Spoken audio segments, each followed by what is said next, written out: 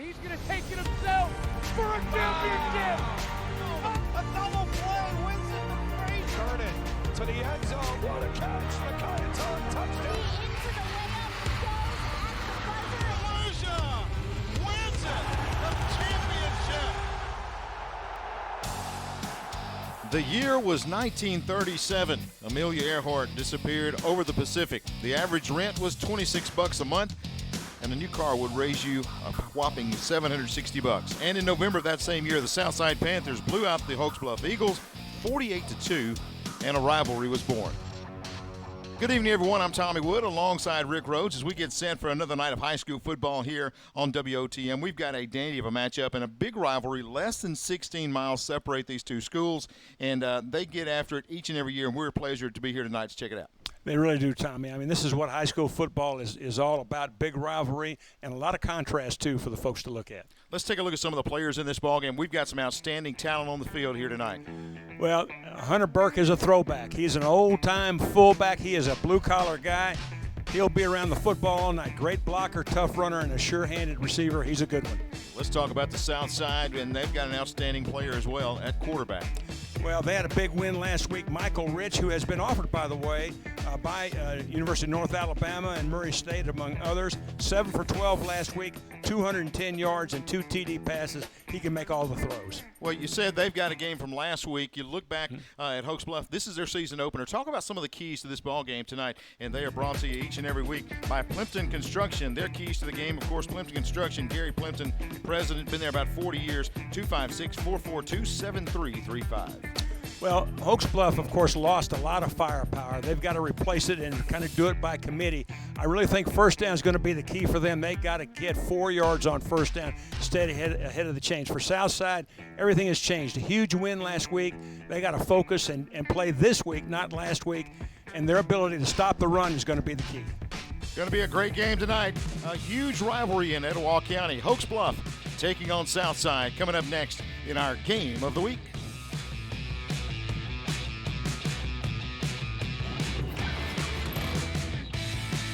While you're at home with family for the next few weeks, don't put off scheduling home repairs. Call Ox Foundation for a free estimate. With more time at home, you tend to notice things you haven't in the past. Mold and moisture in your basement or crawl space, uneven driveways, stair-step cracks in your exterior brick, uneven floors and doors. If your home is showing weakness, it's time to get strong. How strong? Ox Strong. Stay strong, Alabama. WOTM, your new home for high school sports in Alabama. Tune in to WOTM every Thursday night at 7 for the AHSAA WOTM Game of the Week.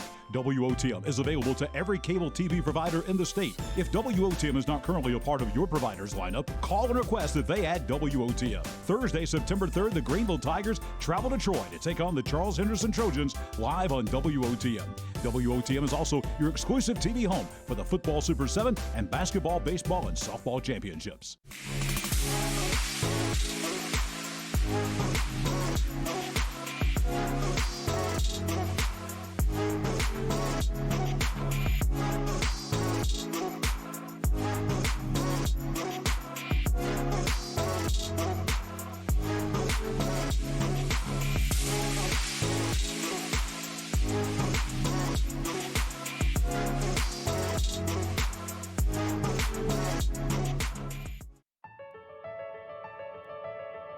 Without our contest officials, we would have no contest.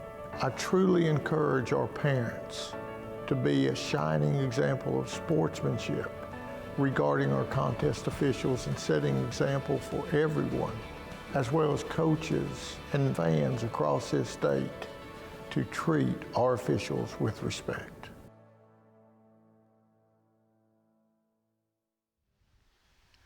Rain off and on throughout the afternoon. It's making for a soggy surface, but we've got football nonetheless here on this Thursday night here at Barney Hood Stadium. Tommy Wood along with Coach Rick Rhodes. You got to look there at Coach Mike Robertson, the legendary coach of Hokes Bluff. He's been doing it a long time. Sure has, Tommy. 25th year, 161 and 110. 14 playoff bids, and, of course, the 2001 state championship. Former quarterback there at Hokes Bluff. And on the other sideline, Coach Gary Nelson. A contrast here, Coach. His first season as head coach at Southside. Yeah, came up from Montgomery Academy, 30-16 overall, and took a team that was 2-8 last year and won their opener in pretty convincing fashion over Lincoln, 40-27. So a contrast there. Two real good football coaches. Ready to get things underway here at Barney Hood Stadium, awaiting the kick as we will get things cranked up in this rivalry game. Again, less than 16 miles separating the two schools. They've been playing since 1937, every year since 1971. They did skip a couple there, 91 and 92, but other than that, this has been pretty much the measuring stick between these two programs as they go head-to-head here tonight. And starting to wind things down, looks like that Hokes Bluff will be kicking off to open this ball game. Jaden Burns, the kicker and freshman, and he is a good one. Let me tell you about some things that's going on throughout our area. Of course, WOTM, they bring you football as we try to do that each and every week. If it's not part of your provider's channel lineup, you need to call your cable company and find out why. Let's get it requested, and they can add WOTM, and we look forward to being with you each and every week as rain is again falling off and on throughout the day today, and especially here tonight. It's starting to really get dark here at the stadium, and hopefully we can dodge some raindrops and get some football in here tonight and avoid those nasty lightning delays, Coach. Well, for sure. You get a look there at young Jaden Burns, a very talented freshman kicker for Hokes Bluff. As he'll boom it deep and going to go through all the way into the end zone. And was there a penalty on there? Hard to see. Looks like there is a 5-yard penalty. Going to go back and kick it again. So not a good start as they will move it back, and we'll do it all over here again. But Jaden Burns, really earlier this week, Coach Gary Nelson of Southside talked about Burns as being an outstanding kicker. Only a freshman, and big things are expected of him this season. Well, and one of the things that Coach Nelson talked about was the importance of the kicking game, and that would be another key to this game for sure. This young man has a great leg, and Coach Nelson wants to try to neutralize that if we can. I tell you, we're going to see a contrast in styles, aren't we, Tommy? All the way around. Yep. This is a contrasting night. You look at one coach; he's been there forever. It seems like the other just now getting started in his career, and the style of play is going to be different. You've got one team that's very experienced, one that is very young. One coach works at the pool, the other one doesn't. That's exactly right. Coach Robertson has been at the pool in the Hokes Bluff area for about 37 years. Short kick going to be fielded at the 20-yard line, 25, chopped down right there, and that's where we'll get our look at the Southside offense. Michael Rich, the senior quarterback, as you said, Coach, he is one of those guys that can make all the throws and very cool back there at quarterback for Southside. And you got to wonder, I mean, this field is already chopped up pretty good, and this is a spread offense that likes to deal the ball all over the field, and the conditions are less than ideal for that, for sure. But Carnell Davis back there in the back, he's pretty much everybody's player of the week, coming off a fantastic performance last week. But Rich is going to roll to the left, stop, now step up, throw it deep, and too tall, incomplete. Looked like he kind of got caught in between receivers there, and it'll be 2nd down and 10. Yeah, I think he wanted to try to throw a deep comeback on the sideline there to Connor Masters, but couldn't get his shoulder squared around and could not. And excuse me, that was Alden Battles, one of their top receivers. Tried to hit him on the comeback, couldn't get his shoulder squared, and that ball came up short. Last week, 212 yards on 23 carries for Carnell Davis in that Southside offense as they got a big win over Lincoln, 40-27, to open up the season. You can see the turf is chopped up. Davis can't hang on to it. It's loose and scramble for it. And looks like Hokes Bluff may have recovered at about the 28-yard line. He just never got a hold of that football. And, again, it is a wet night, but he just never got that in his pocket. Yeah, it looked like the ball slid right through the pocket and came out the backside. And as you look at Davis's helmet, you can see how wet it is right there. You know, on a wet field, you got to do two things. You got to be much softer with your exchanges. And as you can see, the big guy right there, we got on top of that one. Back to my thought just very quickly, you've got to be much softer in all your exchanges, center quarterback, quarterback to running back, and you got to shorten your stride just a little bit to keep your weight between your ankles. Blevins gets the fumble recovery, and he is rewarded by moving over to snap the next ball because he's also the offensive center. And got to take a timeout here. A little confusion, so we'll take the break. Just underway. It's Southside and Hokes Bluff in the WOTM Game of the Week, presented by Ox Foundations.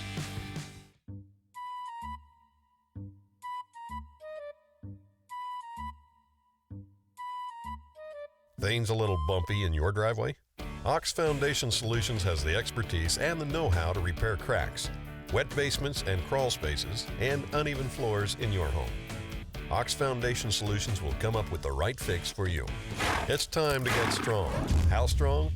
Ox Strong. Get a free estimate from Ox Foundations. WOTM, your new home for high school sports in Alabama. Tune into WOTM every Thursday night at 7 for the AHSAA WOTM Game of the Week.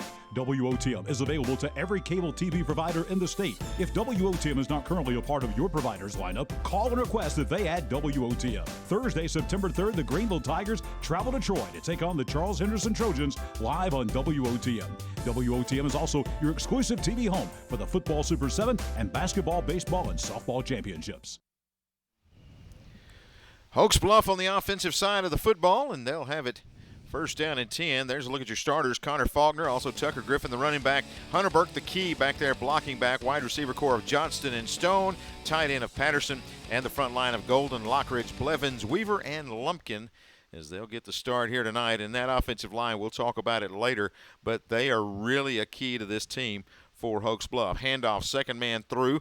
Not a lot, but he'll churn forward and pick up a couple after struggling forward for that. But, you know, Coach Rhodes, when you look at this offense for Hokes Bluff, they want to run the football. That is pretty much their bread and butter. That offensive line has got to be able to create some lanes. Well, there's no question about it. And, you know, back to the lineup just for a second, Tommy. Probably it's worth noting who's not in that lineup this year. 6,000 yards of rushing is gone with the graduation of Darian Means.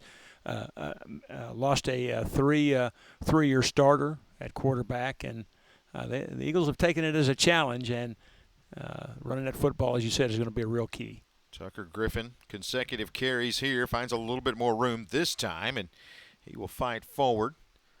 And looks like he is still going to be shy of the first down by about a yard, but should set up 3rd and 1. This is good, tough run on the left side. Yeah, it really is, and I'll tell you, they're running into a stacked box now. Southside has 9 guys committed to the run right now. The corners are basically one-on-one, and everybody else is playing run first, and that makes it tough going inside. 3rd down, we'll say about a yard and a half, maybe closer to 2 as they mark the knee down there. Hunter Burke, the up back in the eye, and he is followed by Griffin. As Faulkner moves under center, he'll go left side. Good running and a first down. Crashing his way in there is Tucker Griffin, and he will pick up the initial first down of the night for the Hokes Bluff Eagles. Now, you mentioned up front, Tommy. Watch the surge here by the left side of that offensive line. Just a great block right there by the left guard. Mason Lockridge, the junior guard, opens a big hole right there and picks up a big first down. That's the Plimpton Construction and Development. First down for Hokes Bluff, as they have it now first down and 10. High backfield again. Same play, left side. Good running. Crashing his way down inside the 10. Looks like to about the 7-yard line. And that's Griffin.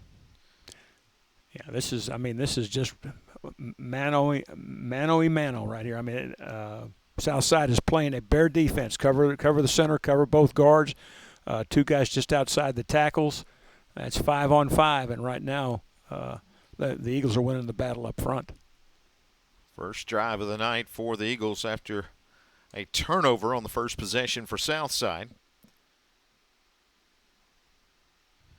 Same play right side, and good, tough running again. I think we'll use that term a lot tonight as he will take it close to the 3-yard line. That's Tucker Griffin on the carry. It's a nice fill that time by number 26, Eli Martin. You see him at the bottom left side of your screen. That time the scheme holds up. No one is able to get a hat on the senior linebacker, and he makes a big hit and holds that to negligible gain on first down, which is a real key now for the Southside defense. Hokes Bluff knocking on the door. It's first down and goal from about the 3.5-yard line. Straight give again. This time, Southside up to the challenge. Good defensive stop. They bring a little pressure from the outside, and that's a good play coming in. Hayden Fry leading the way for Southside. Yeah, if Southside is going to be successful, they're going to have to continue to do more of what they've done the last two plays, which is to keep those linebackers clean. And those outside linebackers, safeties, are going to have to get involved in the running game quicker. Second down and goal inside the 5 for the Hokes Bluff Eagles. Steady dose of Tucker Griffin on this drive. This time, Faulkner goes right side, and Griffin gets close to the goal line. Stops, second effort, gets in there. Man, he was stopped just outside the goal line, but kept falling forward and gets his way into the end zone, and Hokes Bluff takes an early 6-0 lead. Well, anybody that has followed Hokes Bluff football knows about the physicality of their young men. You can see right here, he is stopped on the 1-yard line. Watch those feet. They don't stop. He keeps moving, and he wheels that football over the goal line. Just an excellent run by that young man. 3 defenders in his way, and he's able to fight his way into the end zone as Tucker Griffin carries it the distance for the touchdown, as he had every carry on that play, or on that drive, I should say. And here's Burns on for the extra point. Tommy, nothing real fancy about that series. Said, here it is, boys, coming right at you. And the kick is right through there, so a 7-0 lead here early. Hokes Bluff takes advantage of the turnover. They get on the board. Southside will have it when we come back on the Game of the Week on WOTM, presented by Ox Foundations.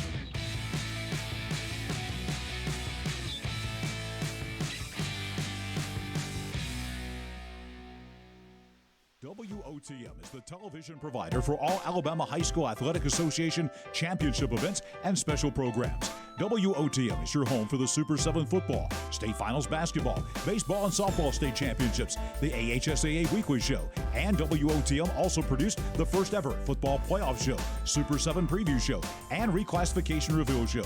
Your exclusive home for all things AHSAA is WOTM. Contact your local cable provider to request WOTM to your channel lineup. Students learn sportsmanship from us, our coaches, the administration of the school, the parents. That's how we learn sportsmanship. Sportsmanship is one of the greatest tools that we can give our student athletes. It's respecting the game you're playing. It's respecting your opponent, respecting the field of play. That's what good sportsmanship is, and enjoying the game while you're playing. There's the man that carried the pigskin into the end zone for Hokes Bluff. Tucker Griffin, the junior, able to get it in for his first touchdown of the night, and a 7-0 early lead for Hokes Bluff. Now, does that not look like a football player right there? Oh, it does. It does. I mean, he is, looks like he could have played with Joe Willie Namath and some of the other, but our younger audience is going, who's that? So we'll tell our age. We start comparing that, Yeah. but good, tough running. Yeah, somebody told me last week, I talked about John McKay and O.J. Simpson, and want to know who those guys were. So John McKay, of course, the legendary Southern California coach, and O.J. Simpson, before he went on to infamy, was a pretty good ball carrier. Not too bad. Coach Gary Nelson there of Southside trying to, hey, we've got to, protect the football here. Early turnover leads to an early deficit. Definitely not the start that he wanted. And what they'll try to do now is get something sustained going here and get that momentum, wearing a red shirt for a while. Looks like that maybe a passing shower, but that's going to be it. Looks like clear skies hopefully back behind us. As Burns will kick it off for the Eagles. Good booming kick there. Fielded inside the 5-yard line. Roberts trying to get loose, 15-yard line, 20, out to about the 24-yard line. Cody Roberts, the sophomore on the return there. And our second look at the offense for Southside. Again, Rich, the quarterback, and he and Davis not on the same page on that second down. First play was an incomplete pass, second one a fumble, so we'll see what the Panthers can pull out here. Now trailing 7-0, under 8 minutes left here in the first period. Try to spread folks out. 2 receivers to either side. Motion man across. And going to be the quarterback keeper. Rich looking for a block. He'll step out of bounds at about the 31-yard line. Let's check out our South Side starting offense. We talked about Rich and Davis.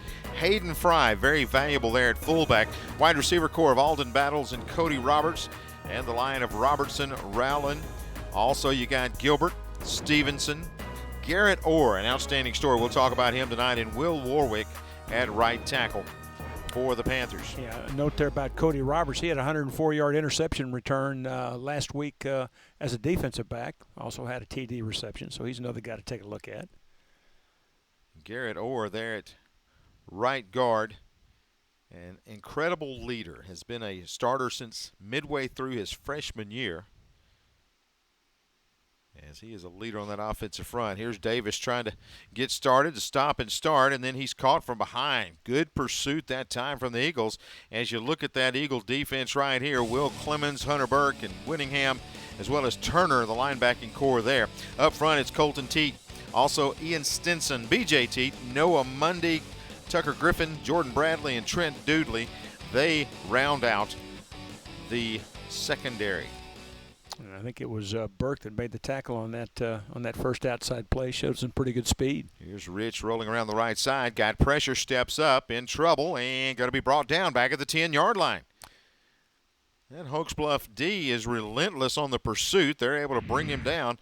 Rich just nowhere to throw the football. Well, the thing you try to do in the sprint out game, of course, is to get out on the edge, and you can see that Hokes Bluff initially had one more defender out here than Southside had blockers, and then after he was pulled up, the pursuit just overwhelmed the blocking, and the result was a negative yardage play. And right now, the two teams are playing at two different speeds, Tommy. Third down and extremely long. Back to pass is Rich, goes with the screen. Catch is going to be made. Davis gets to the outside, breaks a tackle close to first down yardage. He'll be chopped down right at the marker. Looks like Davis may have picked it up on the screen. Well executed. Hokes Bluff brings everybody. And when Davis makes the catch, gets some good blocking downfield, and he's able to get a big chunk of yardage. Yeah, and I think he's very, very close to the first down. Just a nice job by Davis, first of all, of slipping through unnoticed. And then once he gets that thing put away, you can see why he had 200-plus yards rushing last week. Burke over to help make the stop. Looks like they will be marked about a yard shy of the first down. Let's see. They may have to bring the chains out and measure this one. Looked like to me, now I've got a pretty tough angle here, but I think they may be a little bit shy. I think you're going to be right. And they bring it out, and it is a little less than a yard. So fourth down here. Well, you know what the announcer says. Go for it. That's what everybody on the south side says. No, Tommy. Not everybody. Well, see that guy in the black hat? He's not sure. I think they're gonna. I think he's gonna bring them out. I think they're gonna go with a long snap count, and they may have to burn a timeout. But he would love to get an easy first down to keep this drive alive. I don't know that they're actually going to run a play here. But there comes Rich back out with Davis. Now, this is not a percentage play, but one of the things that he could tell his guys if they go for it right here is that we came to play too. Mm-hmm. Because right now, the boys in the white shirts are playing at a lot faster tempo than the guys in red. Go for it. Davis has got the yard and a whole lot more as he will break it outside and finally be chopped down at about the 46-yard line. Davis not only gets the 1 yard, and there was no hesitation there. Coach went for it automatically, and a big gain for Southside. Again, that is a Plimpton Construction and Development first down. Yeah, that's the power play. Good block. Pull the backside guard. Nice block right there. I believe that's by number 59.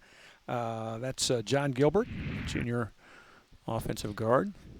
And I want to say that Hunter Burke has been in on about every tackle so far for this Hokes Bluff defense. He will earn his post-game meal. First down and 10 now. Good look there at Carnell Davis. Very exciting runner. You can see that already.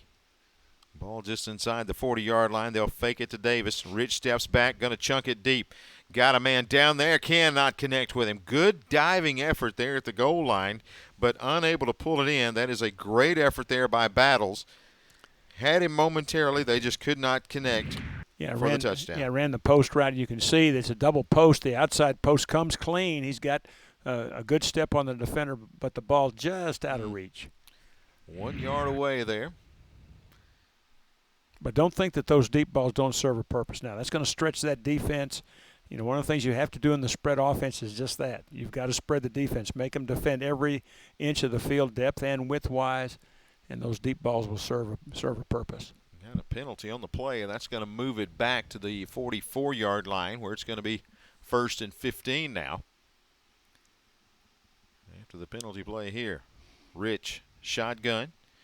Goes back to Davis, tries left side, good breaking the first tackle, but again, you see that Hokes Bluff defense so well coached. They're sitting right there in that hole on a good stop. Did pick up the penalty, solid 5 yards right here, and I tell you, Davis is an impressive runner, and we knew he would be. So 2nd and 10 for this Southside offense here at home. Rich back to pass. Throws it in the flats and diving catch, and pulling it in is going to be Battles. But he will go down right there and set up a 3rd down. Rich would like to have this one back and put a little bit more air on it because I believe Battles had one-on-one coverage out there. And yeah, that was like his chances. It was a nice catch by Battles to get underneath that ball and pull it in. Right now, Rich is short-arming the ball just a little bit. You know, he's not really loading that backside and driving that ball out there. That's why that ball's coming up a little bit short. See if he can get his rhythm going as the game goes on. 3rd down and 5. Looking in the flats. Now got to tuck it and run. Spins, dives. Looks like he's shy of the 1st down. He'll pick up about 4, but we will set up a 4th down and 1 here. Rich showing some good athleticism here. No one open, just gets what he can, gets through the first tackle, and is chopped down just outside the 30. To this point, Hokes Bluff has done a great job taking away that sprint out. So they'll take the water break. We'll take the break as well. 7-0. Hokes Bluff with a lead over Southside. Back with more in just a moment. Hot under the collar because your basement is full of water? Call a local company you can trust. Hokes Foundation Solutions. We use the most advanced water management system to stop water from invading your basement for good. Things feeling a little uneven at home? Hokes Foundation Solutions will fix your uneven concrete sidewalk, driveway, or basement in no time. Hokes Foundation Solutions has the best plan to keep your home safe. If you are experiencing any issues with your sidewalks, basement, crawl space, or foundation, get a free estimate from Hokes Foundations.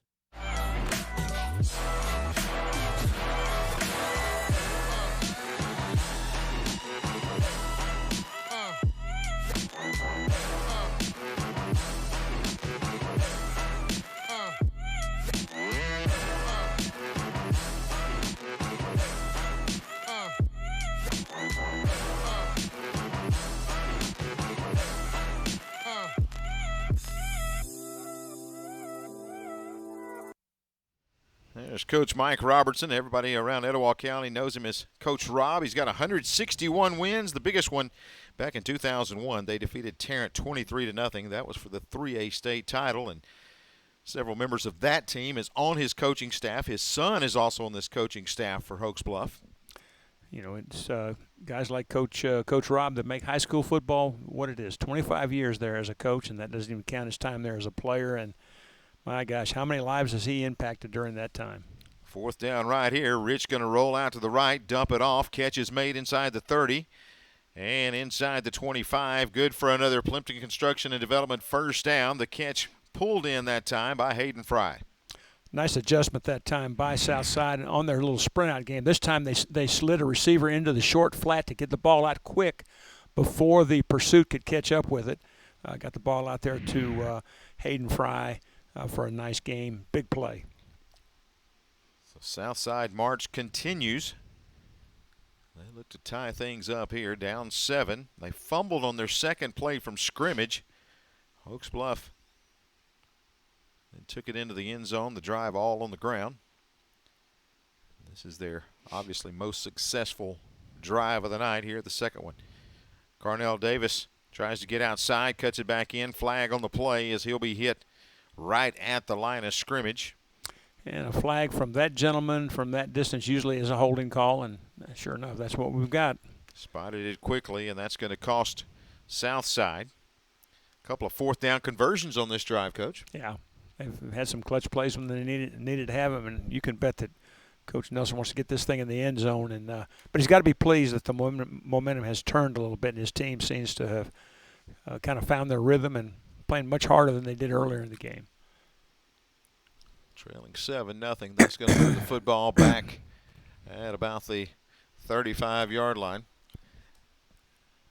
And now here comes Rich on the option play. Pitches back to Davis. Davis tries to cut back in.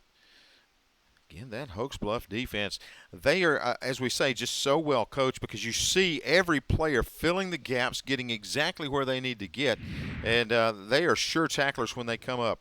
You watch how they settle in right here and wait for Davis, and everybody just, again, the pursuit is there, and they just surround him and just know where to run the football. Yeah, just great inside out. Remember the old pursuit drill that we all did when we played? Well, that's just a classic example of it right there. 2nd and long. Rich rolls out left, going to throw it back across the middle. Catch is going to be made, and good tackle inside the 25 at the 23-yard line.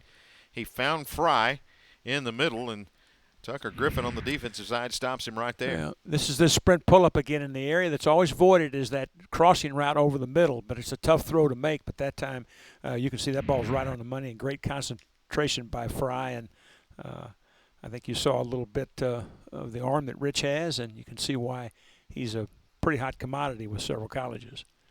3rd down here. About 10 yards to go. Rich going to roll out to the right side. Got pressure again. Has to dump it off, and it's going to be incomplete. That time the pressure came quickly, and good coverage by Tucker Griffin. You see the pressure, Coach. It's pretty much automatic. As soon as he steps out here, they're coming. Well, the thing you try to do is you always want to have a secondary contained guy that is outside or inside of the man that you know is going to be blocked. That's the guy that's going to come free. They were able to negate that a little bit by slipping Fry out into the short flat. That time they ran a little hook route with him out there, which takes a little bit longer to put together, and the blocking just did not hold up. Pretty hard to block 2 guys with 1. So 4th down, we'll call it about 10 now.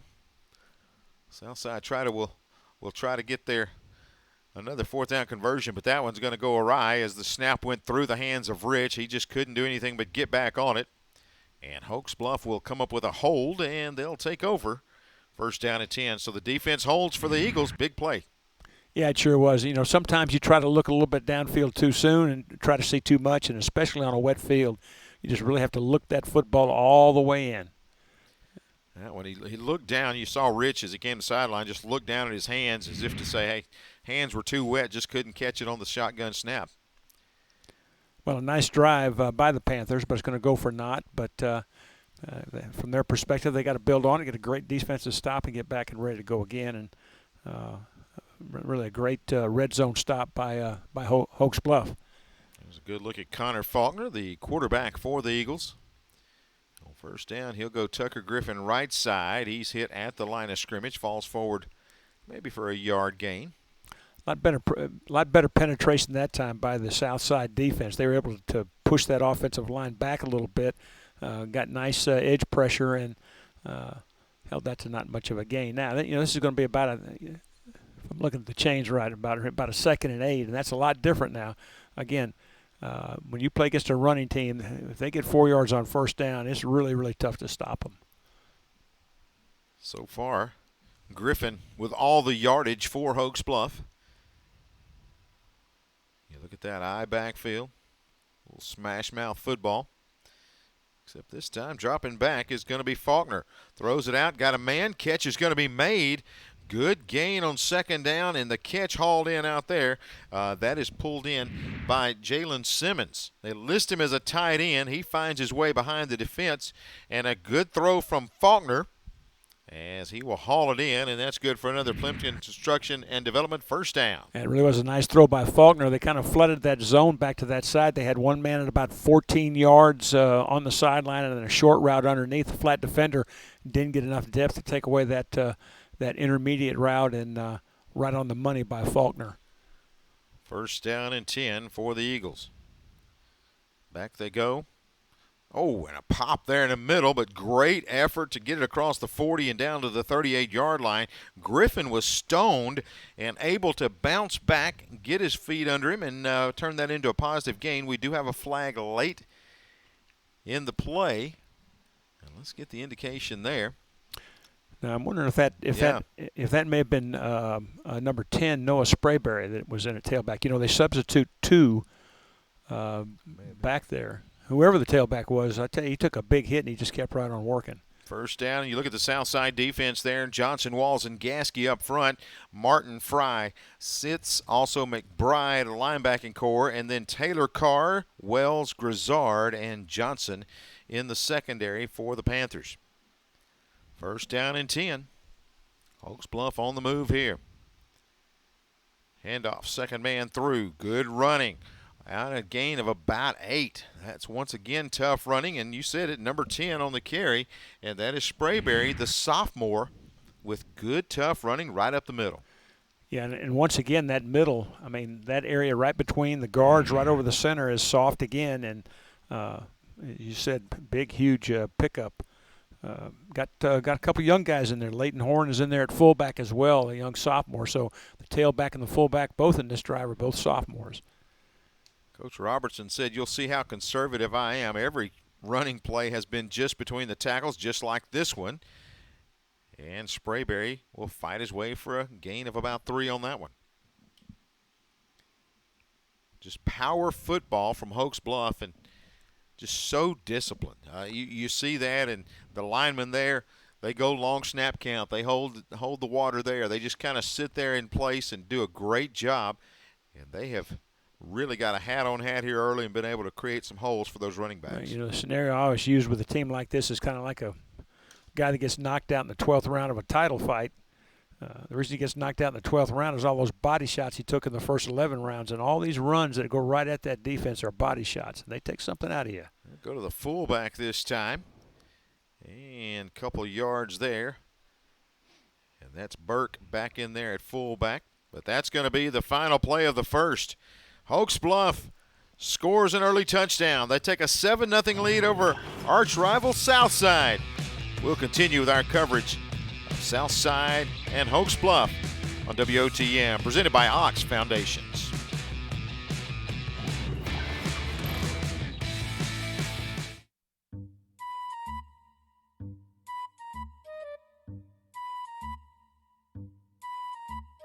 Things a little bumpy in your driveway?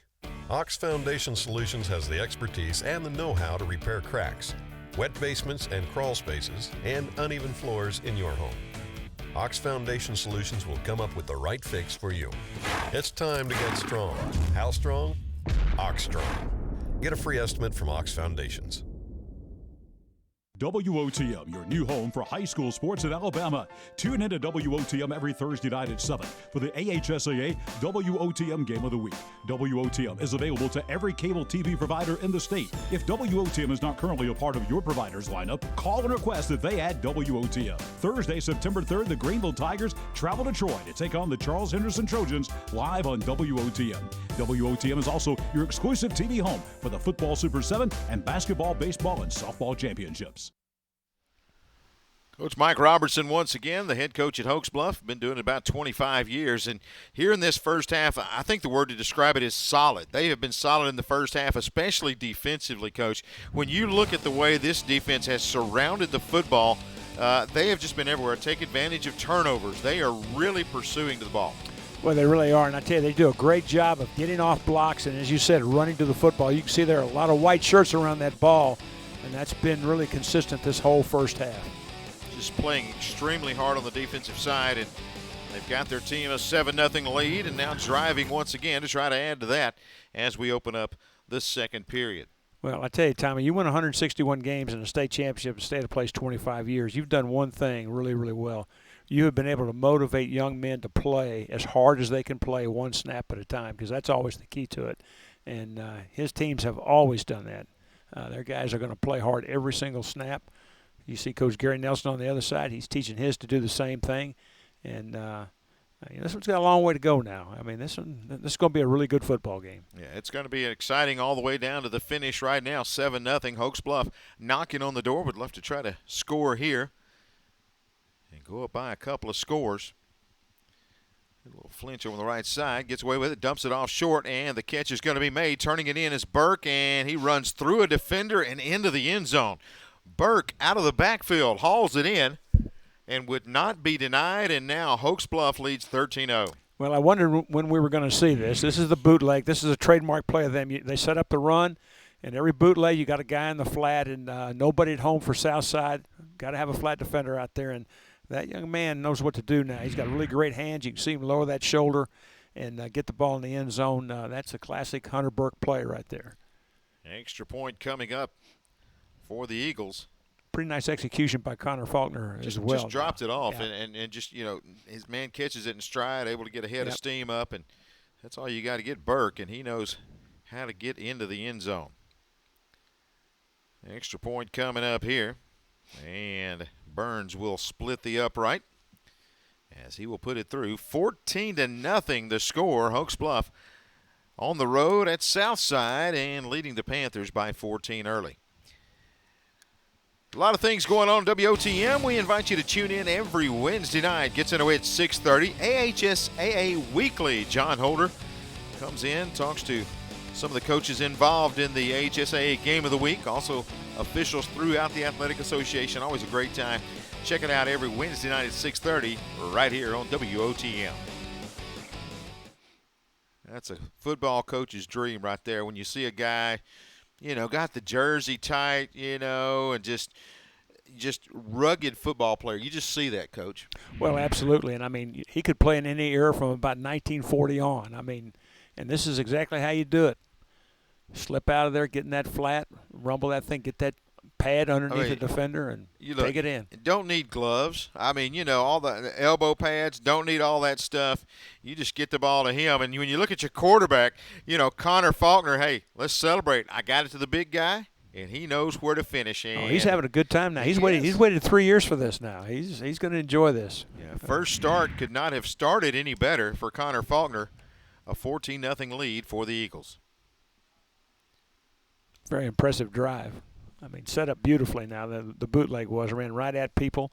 Hit the play action on long yardage earlier in the drive, and that's what these quote conservative run right at you teams will do. They'll set you up, and then they'll really hurt you with the play action game. And don't forget, a lot of these players play both ways. So you look at them, they were on the defensive side that came up with a turnover that led to the first one. And then on the last drive, Southside able to get a drive together, but Hokes Bluff comes up with a fourth down stop. Absolutely. I mean, you talk about two-way players. I guarantee you that Hunter Burke is the leading tackler for them right now, and that's a guy that also just put it in the end zone. So, they just a really great performance here early by the Eagles from Hokes Bluff, and we'll see if Southside can answer. Roberts back deep to return the kick as he will field it at about the 5. Tries the right side there, needing a block, and he will find his way forward. Pretty good field position, good return there, but they'll set it up first down and 10. Got a flag on the play as we will check that out here. Second period just underway, and a quick 14-0 lead for Hokes Bluff here at Barney Hood Stadium. Checking out the flag, we'll get the indication here.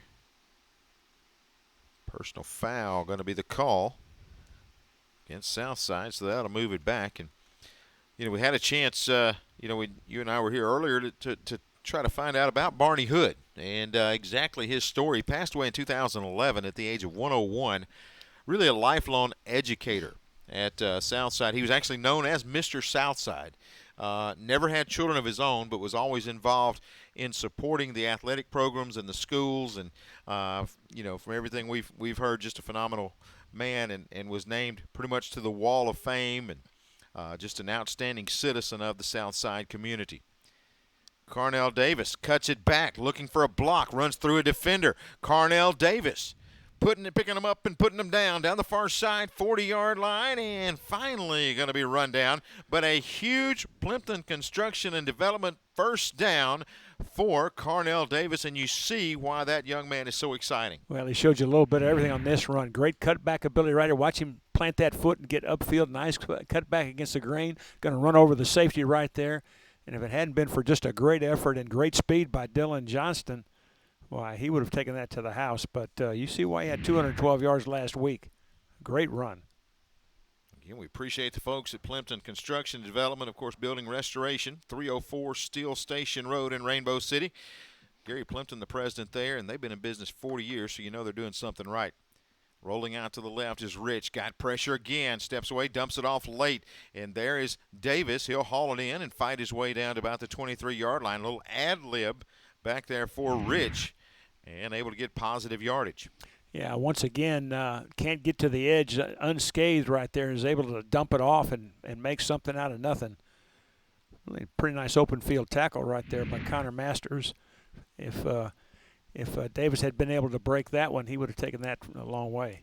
Davis needing a little bit of a rest and a little water over here after that long run, and then comes back and able to scramble forward for a positive gain. You see the uniforms. They may not be too white by the time this one's over. No, I think they may have a little dingy to them. Handoff right side, 15-yard line. 10 coming to the near side, 5, and going into the end zone. And that is a great run by Eli Martin, and he gets Southside on the board. Nice cutback by Martin that time, too. Evidently, he found the hog trough. Yes, he did. As he comes up, and we'll probably see him finish with a splash right here. Gets inside into the 1, and yes, he will finish it off with 6 points for Southside, and they're on the board. And chance to cut the lead in half. And he's got a face shield problem, I can tell you. He's going to need to get that thing clean. And we couldn't see it in the replay, but he made a nice cutback, very similar to the run that Davis made earlier on the cutback on the run right there, and showed some nice speed and got that thing in the end zone. And I tell you, from a Southside perspective, that's just what the doctor ordered.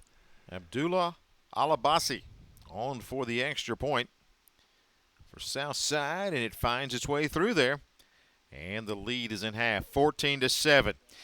So you look back at this drive, Coach, really two key plays. We talked about it right here. When Davis cuts it back, a huge gain just running through defenders as he took advantage of the overrun and able to get good positive yardage. Davis sets him up, and then Eli Martin comes in after they dump it off short to Davis. Again, a little ad-lib here by Rich, and he just dumps it off. Well, and that play doesn't look like much, but that saved about 12 yards in minus yardage. And then watch the cutback here by Martin right there back to the left side. And little stutter step and takes it in the end zone. So we talked a lot about Hokes Bluff and their pursuit here in the first half. A couple of over-pursues really leads to cutback lanes. Well, one of the things you teach defenders if you're on the backside of the ball is you want it to stay on the back hip of the football, which means you want to track that guy. You just want to pin your face mask to his backside hip. If you get too far in front of that thing, the cutback can hurt you pretty badly, and that's happened to Hokes Bluff a couple of times on that last play as we – You see the car wash over here on the sideline trying to get Eli Martin where he can see. Yeah. As you look at it, again, new ball game right there after a touchdown from Southside. Of course, WOTM, the exclusive TV home for the HSAA championship events. We're talking Super 7. We're talking the state basketball tournament and all the other great events that make the HSAA such an outstanding organization, and we're pleased to be a part of it on WOTM. We're talking softball, baseball, you name the sport, and WOTM is involved in it, so we appreciate, again, AHSAA allowing us to be a part of it, and look forward to another great 2020 and 2021 school year. Did you notice the grin on Martin's face as they were looking at his face shield right there? I tell you, you just got to love high school athletes. They're really – as kids, what do you want to do? You want to play in the mud. Well, he got his wish. I mean, and then again, I mean, that's, Mom can't say anything when you score a touchdown. Now, speaking of face masks, check that one out right there. That's a serious face mask. That's like the grill on a 47 Packard. Alabasi kicks it off deep. Bobble at the 15, 20-yard line. A little running room now. And crashing up the middle of the field. That Ball ball came pops out. loose. Let's see. Was he down? The officials coming in from the side as they scramble for it. And it looks like, trying to get the indication here, looks like Hokes Bluff will keep the football. And have it first down 10. Let's see. As he comes, let's see when it pops loose right there. And It's definitely out. yeah, there's not a knee down, so that could easily. He's still up when that one pops loose. No instant replay here tonight. That would have been a huge turn of events right there, with Southside having the football deep in Hokes Bluff territory. Good job coaching right there by Gary Nelson. You're down 14-0 to your rival. You go get 7, and you see players on the sideline with a smile, and he's, again, picking his team up, realizing it's a long way to go in this ball game. Yeah, he was a very impressive young coach in viewing him at their press day, and seemed to have a real feel for his players as we see dead ball offside. Encroachment on the offense that time. That'll move Hokes Bluff back 5, and it'll be 1st and 15.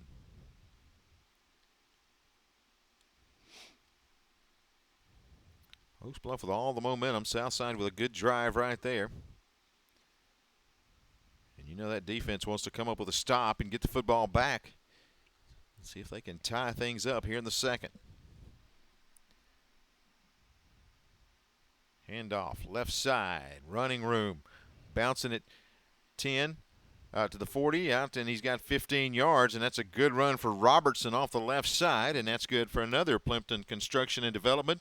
First down for the Hokes Bluff Eagles. Yeah, this is the counter play right here. So tough. You can see the fullback fills on the backside. They pull the backside guard, kicks out the end, seal everything down. And, you know, I was going to make a long talk about how important it is to stay out of penalties when you're a run-first team like this, because 1st and 15 is a lot different animal than 1st and 10. But I'll can that since we gashed them for about 28 yards on 1st and 15.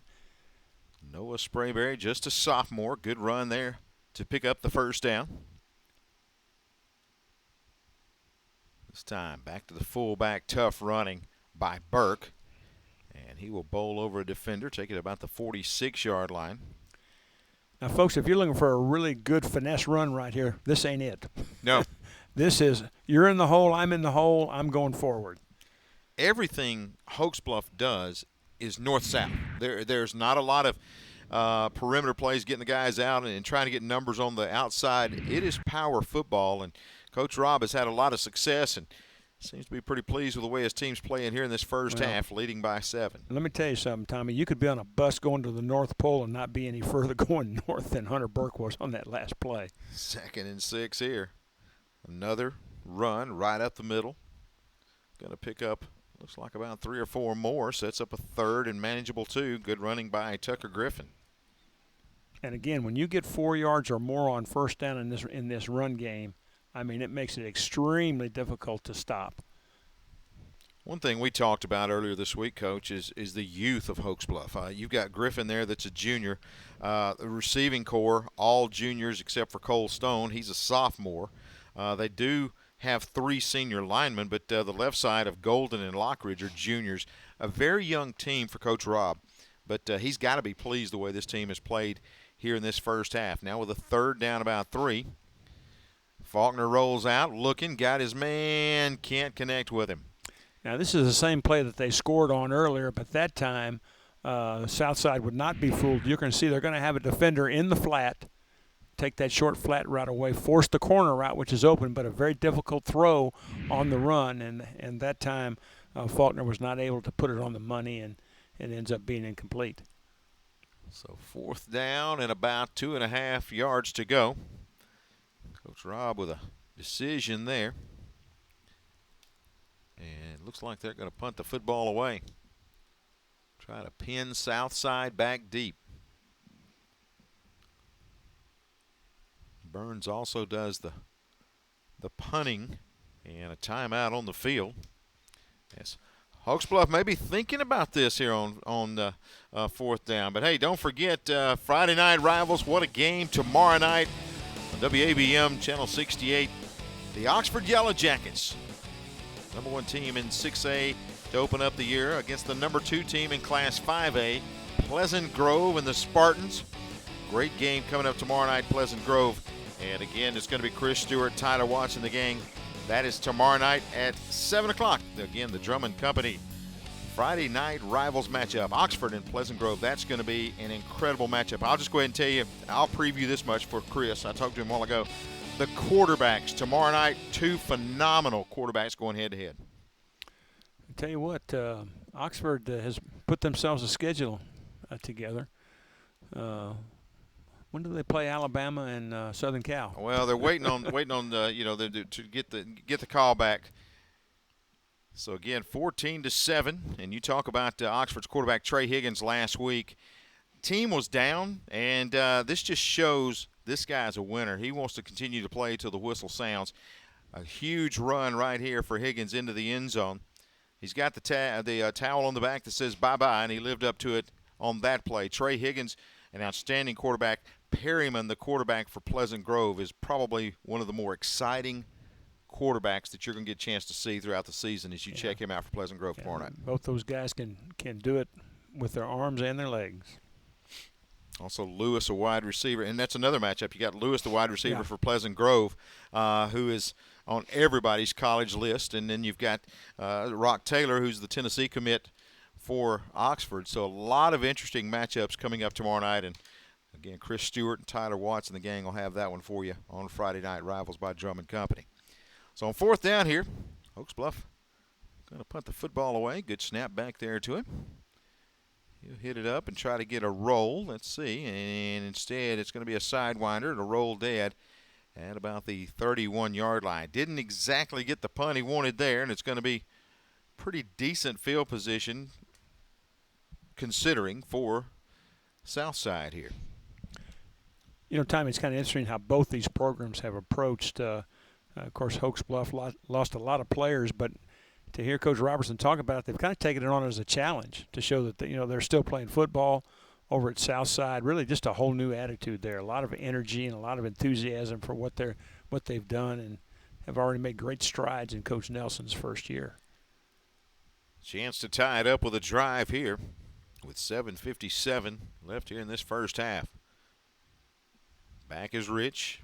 Down the middle, got a man, and good coverage coming across and making a great play is Bradley.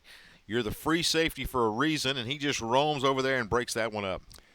Yeah, I thought he was going to pick that thing and go back the other way, but doing just what a safety's supposed to do, splits the middle of the field, makes a nice break on the football right there, but there are reasons why guys play defense. That could easily have been a pick. And possibly 6 to go with it. Second down at 10 now for the Panthers. Really a nice break on the ball by Bradley to knock that thing down. Back to the running game, hitting the backfield. Good play defensively. Up to make the stop is Cole Turner. He has been a force on that defensive front.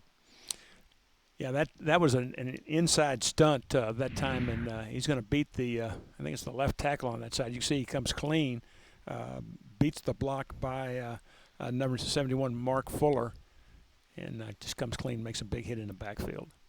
So the Hokes Bluff defense coming up big here. Third down and long now for the Panthers. We'll call it about 13. Rich looking, rolling, in trouble again. Breaks the first tackle, but not the second. He'll be brought down from behind. And the stop out there once again, you got to give the credit to the pursuit. That's Winningham, the junior, able to come over and make the stop, and Hokes Bluff defense comes up big. Well, once again, they're able to get to the edge and pull up the sprint out, and then great pursuit inside out. You can see that's Willingham doing just what he's supposed to do from the backside linebacker.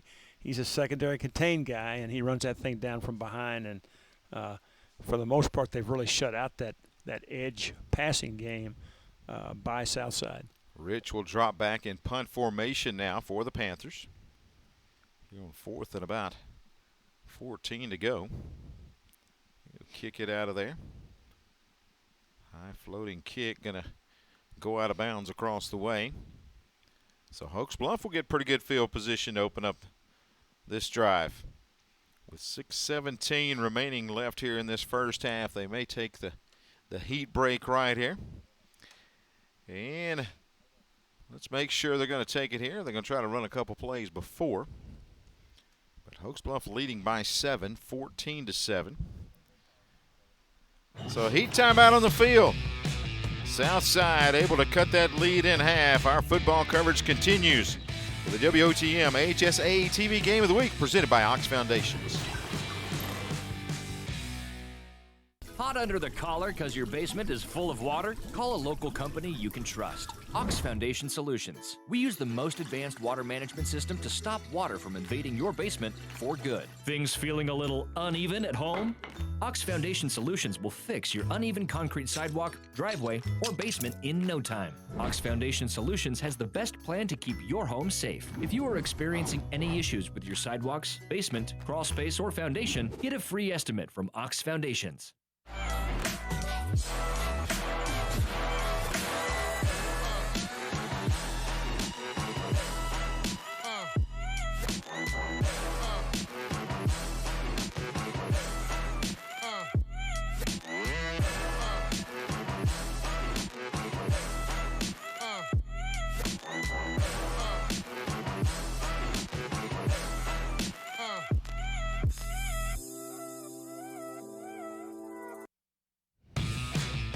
WOTM always welcoming new members to the family. That includes folks on Spectrum.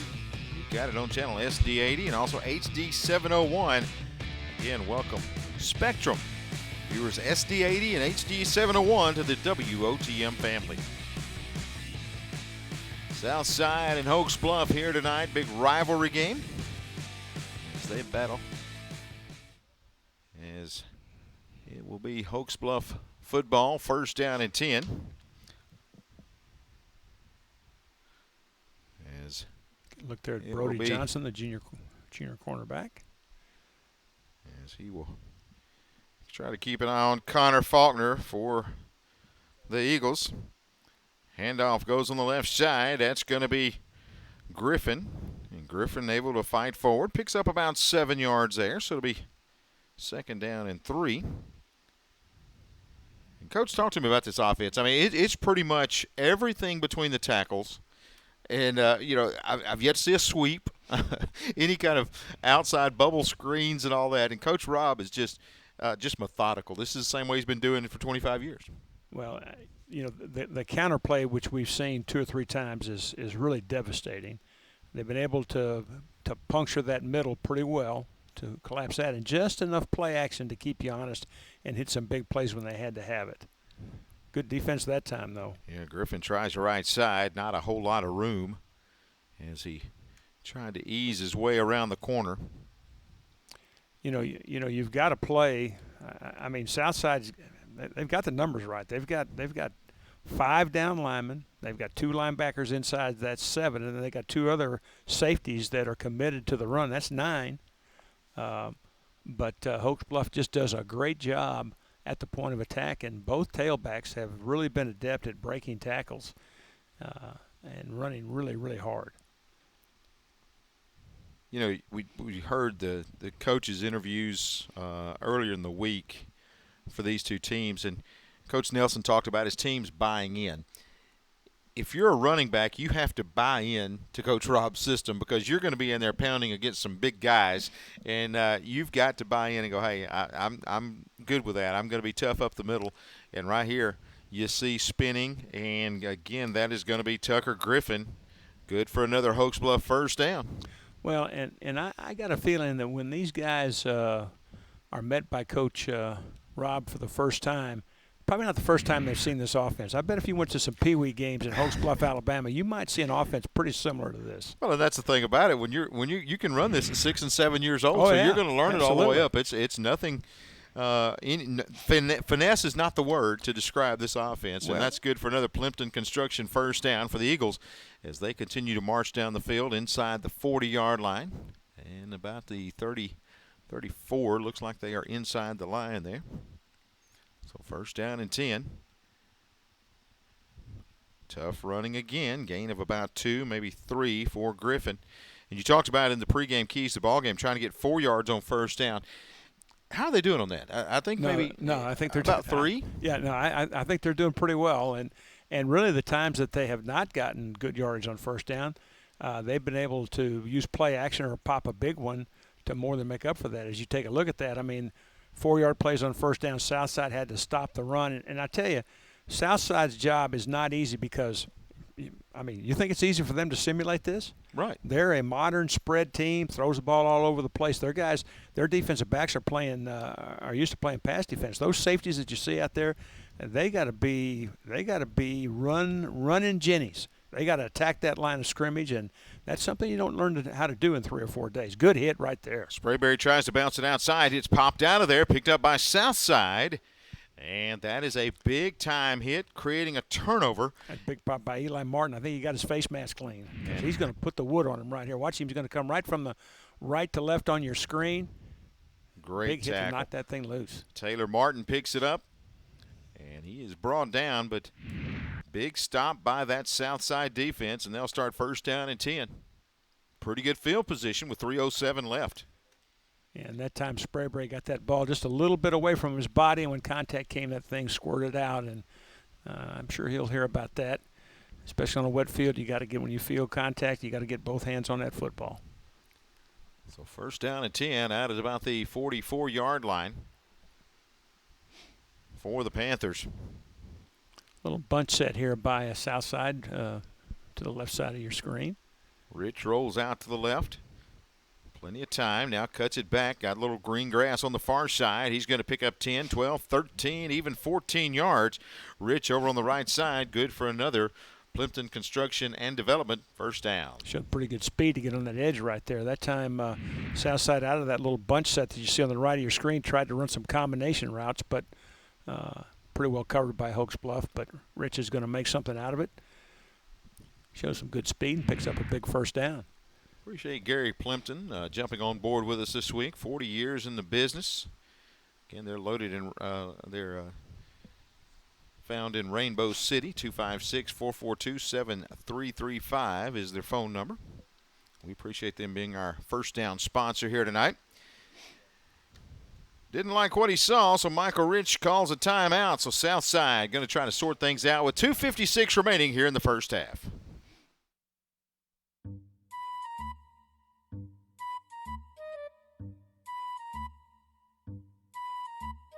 Things a little bumpy in your driveway? Hokes Foundation Solutions has the expertise and the know-how to repair cracks, wet basements and crawl spaces, and uneven floors in your home.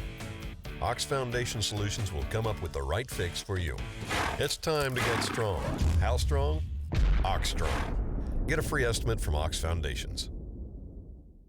WOTM, your new home for high school sports in Alabama. Tune in to WOTM every Thursday night at 7 for the AHSAA WOTM Game of the Week. WOTM is available to every cable TV provider in the state. If WOTM is not currently a part of your provider's lineup, call and request that they add WOTM. Thursday, September 3rd, the Greenville Tigers travel to Troy to take on the Charles Henderson Trojans live on WOTM. WOTM is also your exclusive TV home for the Football Super 7 and Basketball, Baseball, and Softball Championships. Hokes Foundations, once again, bringing you high school football on WOTM. We appreciate the partnership we have with those guys. And, again, they do a tremendous job. So we'll call Hokes Foundations as they bring you high school football throughout the 2020 season on WOTM. Appreciate them very much. Southside, 14-7. They trail Hokes Bluff. Got 2:56 to try to make something happen. Real big series right here, too, now. If they could get this game back even, what a shot in the arm that would be for Southside. Rich, a very steady quarterback. But credit Hokes Bluff and that defense. They have brought the pressure. And he's really had a tough time being able to set his feet, throw one downfield. He'll turn this one up the field in the running game, and he's going to pick up to the 30-yard line to the 29. Good, tough running. And another first down for the Panthers. Yeah, it's just a speed option right here. They get a good job of hooking the end. The front side linebacker really gets outside to play the pitch. There's nobody for the quarterback, and that is the alley that he's running right there, folks. He does a nice job working the outside edge of the alley, running away from the safety. Really a well-executed play, and picks up another big first down. Again, brought to you by Plimpton Construction. in Rainbow City. 1st and 10. Rich, quick screen on the outside. Catch is going to be made. Trying to go back. Ball pops loose and still picked up, and out of nowhere, picking it up, going down the near sideline. I believe he's in there. That is huge, and going in is going to be Davis. Right place, right time, and now 1 point away from tying things up. What a play by Davis. Oh, that was planned, Tommy. Draw it up. Yeah, great coaching. Well, this is a screen very well blocked initially, but great inside-out pursuit's going to knock that ball loose. Ball squirts out, but guess who is Johnny on the spot, or should I say Carnell on the spot? As he will tear up the sideline and go in for 6 and let the celebration begin.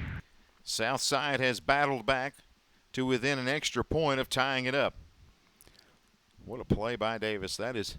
Luck is when preparation meets opportunity, Tommy. Knew what to do with it when he got that football, and Hayden Fry going to be snapping. He's trying to get his hands dry enough to get the snap back. You see him right there as he's trying to be able to snap it back. It's a low snap, but the hold is there, and the kick is up, and we are knotted up. 2:19 remaining here in the first half. You see how it all started? Back with a turnover as trying to bounce it outside with Sprayberry. Big hit. Pops the ball loose. Southside picks it up. And the ball again bounces Southside's way on a couple of plays. Good scramble here by Rich as he's able to pick up positive yardage. But what a play here. Quick screen to the outside. Ball pops loose. Big lineman tries to get on it. Can't handle it. And luckily, there's your man, Carnell Davis. And he will take it into the end zone for a touchdown for the Southside Panthers. What a play. The ball can bounce a variety of ways, and that time on the last few minutes of the first half, it's bounced Panthers' way. Just a heads-up play by Davis. I mean, right there knew exactly what to do, and but a tough luck for Hokes Bluff. Pretty well defended. Ball's knocked loose, but as I said, when opportunity is there, you got to know what to do, and Carnell Davis sure did. Thanks to the folks again. Beam Internet. Welcome CTV Beam viewers on SD 79 and HD 286. As WOTM is right there with you. We appreciate them picking up WOTM, and if you're in an area where you have trouble getting WOTM, get in touch with your cable provider and ask them what the problem is, and see if they can get you hooked up and you can keep up with high school football throughout the season right here on WOTM. Alabasi going to kick it on for Southside. So for Coach Rob, how do you feel right now, Coach? You know, you've built the lead, and really laying the football on the ground has really cost you the lead, and now you're tied up as you're about ready to head into halftime.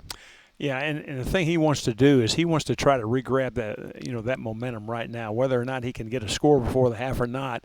With 2:19 left, he wants to keep the ball for the rest of the half and get some positive plays, because this game is kind of, the bleeding has kind of started a little bit, and as you can see, Southside, they can kind of smell it now. They're starting to say, hey, we can play with these guys.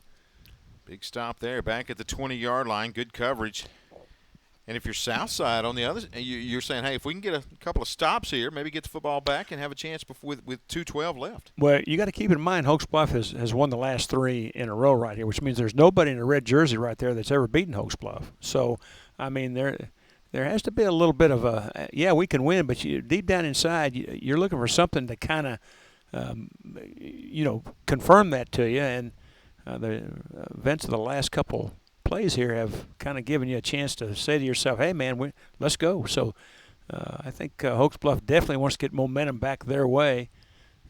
We see the ball going backwards, and this is probably not the way they want to start this drive. You got a penalty there. That'll move it back 5. I believe that was illegal substitution. We talked about the difference and the contrast between these two teams. You've got an experienced sideline for Hokes Bluff in Coach Rob, but the team itself in key positions, there are a lot of new faces on both sides of the football, so a very young team for the Eagles. Yeah, it really is, and you can see, I mean, they've got a lot of sophomores that are playing. They've got, again, a senior quarterback, but he's in his first year as the starting quarterback, and And football is a game of attrition. I mean, it's just the nature of the game. And they started out with great momentum and really kind of dominated, I think, the first quarter and a half. But it's turned, and I think momentum is definitely wearing a red jersey right now. Tied up at 14, and there are other games being played on this Thursday. Big rivalry game here. B.B. Comer leading 10-0 over Childersburg. That game at the half, as the Tigers have the lead there. Big lead for B.B. Comer. A lot of games up around this area, around Gadsden and North Alabama, move their games because of weather from tomorrow night, and they're actually playing tonight as well. So plenty of Thursday night action going on in the AHSAA. Yeah, looking at Coach Nelson right there, you wouldn't know it by the look on his face, but he's got to feel better than he did about an hour ago. His guys have fought hard and gotten back in it, and it's a pretty important series right here, obviously. 2:12 remaining. Had to burn a timeout there, did Southside. They'll give off to Burke, tries to bounce it outside, hit and pull down. It's a good defensive play when you're one-on-one with Burke. Good job hanging on there and bringing him down for Johnson. Yeah, that's Brody Johnson, all 165 pounds of him right here. But that's pretty good tackling technique. That's called the Bulldog Headlock, popularized by Cowboy Bob Ellis in big-time wrestling in the 1960s. I was thinking that may have been where it was popular. So he's able to lasso him and bring him down there. So we know for sure that Brody is a big-time wrestling fan. So that's not in all seriousness, that was a really great open field tackle he gave away. Probably about, 45, 50 pounds right there, and makes a nice hit. And off left side, trying to get a good gain on the left side there. Good running again by Tucker Griffin. And he's able to bring it out close to first down yardage. He'll be shy by a couple of yards. That's that counter play again that's so tough to handle. Good kick out block on the edge, and he hit that gap and put him in position to pick up what could be a very, very key first down, although it's still second down and 12 is what the board says. Should be changing that to be third and about a yard here, and they're It's trying to trying to get a dry football in there. And over on the side, you got a couple of extra snaps, so yeah, trying to work. Looks like the center has had to check out, and they're going to bring in a new center for Hokes Bluff. Yeah, that's going to be Ian Stinson, as he will junior, come in and have to replace Blevins. So Blevins is out. Yeah, Blevins is a key. He was a guy that was hurt last year, and they really lost a good part of the year. Had him back this year is kind of their bell count. If they lose him, that'll hurt them. So big third down play here, and you have to bring in another center. And you see it about third down and really about the length of the football, as Faulkner is up under center. He'll take it. Quarterback keeper gets his first down, as he will fight his way forward. Good for another Plimpton Construction and Development first down for the Hokes Bluff Eagles. Again, they're located 304 Steel Station Road in Rainbow City. George Plimpton, appreciate him helping us out tonight and helping sponsor the first downs. They've been doing it for 40 years. That number is 256-442-7335. Clock under a minute. I don't think you'll see anything real fancy here. Probably not, but you never know. They may take a shot off of play action, but this is kind of what I think Coach Robertson had in mind. They've kind of calmed the waters a little bit here at least. Weathered the storm, and now trying to attack the left side again is Griffin. And we've seen a lot of runs to the left, and you look at that. On the right side is all seniors, but they are doing the majority of their damage over on the left side, where you got Lockridge and Golden, the two juniors, on the guard and tackle spot. Yeah, they really have, and they've had a lot of success off tackle with a counterplay to the left, and then right up the chute between the guards and the center. As we see Austin Blevins back in there, which is a good sign for Eagles fans. So got a penalty on the play, and that's going to march it forward. that's going to be a big penalty into Southside territory to the 46-yard line. First down and 10. As they will have it here. So now you got 11 seconds. I was wondering if they were going to take a shot, but I don't think they're going to run another play. I think this is going to be the half. Yeah, they will let it wind down, and that will be the end of the first half.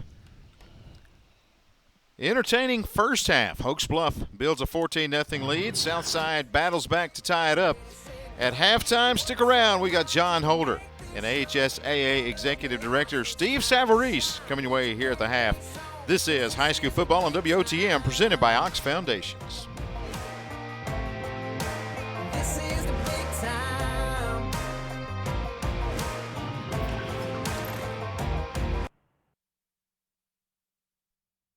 Don't crack under the pressure of foundation issues.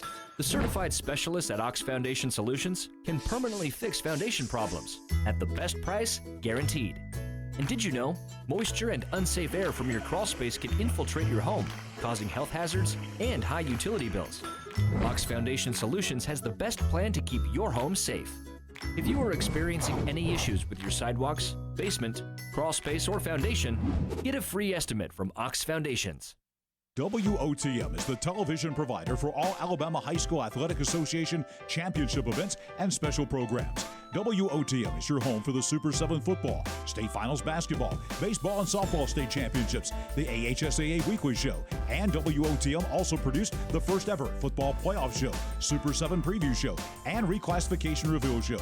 Your exclusive home for all things AHSAA is WOTM. Contact your local cable provider to request WOTM to your channel lineup.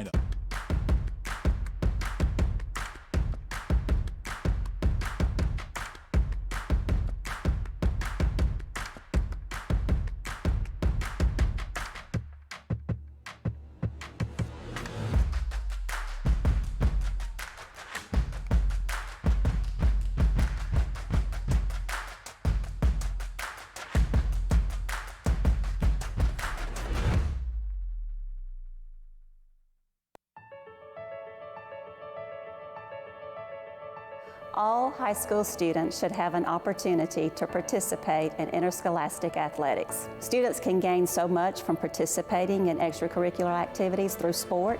Not only do they learn sportsmanship, they learn respect, and they learn teamwork. All of these are characteristics that students could carry with them throughout the rest of their lives. This week on the AHSAA Weekly, we take you to the Alabama High School Athletic Association offices in Montgomery to speak with the Executive Director of the Alabama High School Athletic Association, Coach Steve Savarese. This is year number 2 and week number 1 of the AHSAA Weekly. And Coach Savarese, we are so pleased to have you with us once again here on the AHSAA Weekly. And I want to welcome all of our viewers to the second season for the AHSAA TV Weekly show. I'm very grateful to Vincent Early, my good friend. We couldn't have done this without you, Vincent. We thank you very much for your leadership and the entire WOTM staff for a great job producing our events. Y'all have just done a great job. As a matter of fact, Vince and John, I hope you're part of this. I think Vince needs to give all of you a raise because you've just done a great, great job. I'd like to thank all of our member schools for all they do for our student athletes and allowing WOTM to be part of their family.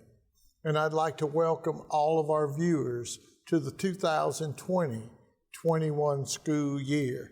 You know, a lot of us talk about 2020 and all the challenges we've had, and we've had a few. But we're going to have a great year. Just participating in sport is a wonderful opportunity for our student athletes. So thank you all for being with us and enjoying watching our students participate. Coach Savarese, I know it's been a long road back. What has it meant to you personally to be back to playing high school athletics last week? Well, John, watching our schools participate last week, it was different. It wasn't like it was previous years when we're all anticipating who's going to be a state champion.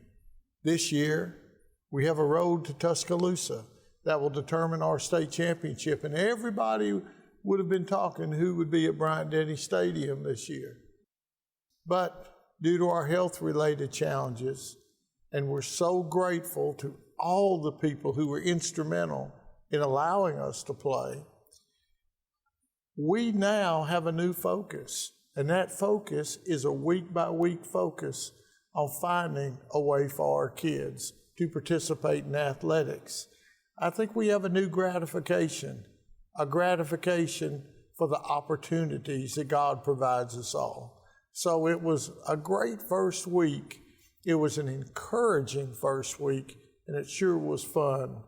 I truly enjoyed watching our kids, our coaches, our fans, and have an escape from the real world issues and return to some sense of normalcy. Coach, how was it last week? Your assessment of the week number one.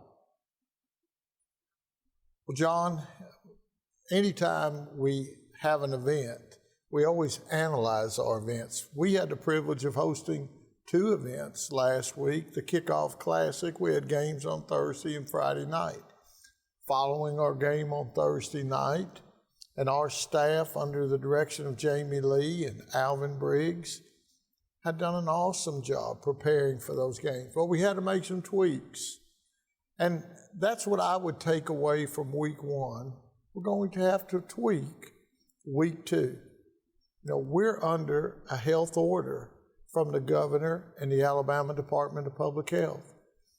We are all learning how to comply with that health order. So we look forward to this week of improving.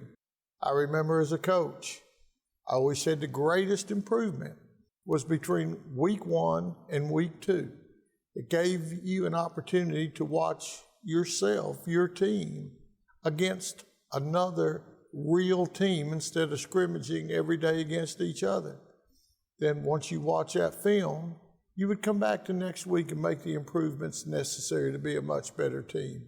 I am confident this week our schools are going to all evaluate everything incorporated with a contest, and we're going to do it even better this week. But I want to focus on the true narrative, and that narrative is our students who are participating. Remember, this is once-in-a-lifetime opportunity for them, so let's keep the focus on them. We'll all learn, we'll get better at what we do, and hopefully have complete seasons. Coach Savarese, how optimistic are you about week 2 and beyond the rest of the school year? Well, John, I'm optimistic every day. Every day that God gives us, and we wake up every day, it's an opportunity to meet the challenges you have and hopefully provide outcomes that will be beneficial to all. I'm very optimistic we're going to have week 2 and beyond, because I'm confident that our schools are going to do everything possible enabling us to have full seasons. Look, we're all looking forward to enjoying football season. Whether you're a pro, college, or high school football fan, we as Interscholastic Athletics are truly excited about providing our students the platform of educational-based athletics. We're optimistic we're going to have a great season. Coach, thank you for joining us this week on the AHSAA Weekly. Look forward to having you with us further as we move through the 2021 school year. Well, thank you, John. It's always great to be with you. Again, I want to thank the entire WOTM staff, especially Vince, for your guidance, your leadership, your help in putting on our contest and producing our contest for the entire state. And we look forward to seeing you all the way to the Super 7. Coach Savarese, thank you. Thank you, Coach Savarese. Thank you once again for being with us here on the AHSAA Weekly. More in just a moment. So this is our family house. This is where we come to have fun, to get away from work, to get away from everyday life. When we come here, we just like to relax, spend time with the kids, go swimming, and just not have to care about anything. We want this to be a carefree place. Being so close to the lake, you get a lot of the the rainwater drain off, and the crawl space is just always damp and musty. We felt like our allergies were getting worse, and we just weren't real happy with what was happening to our house.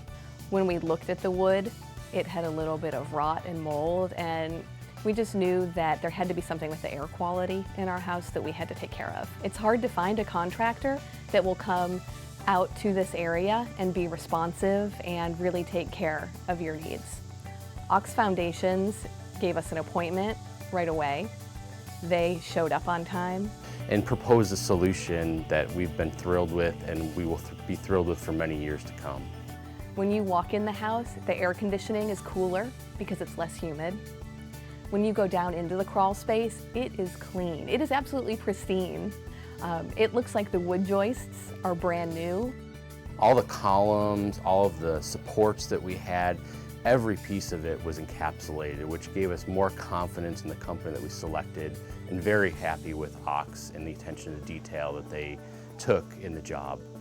This is our family home, and we want it to last for generations. Our house is Ox strong.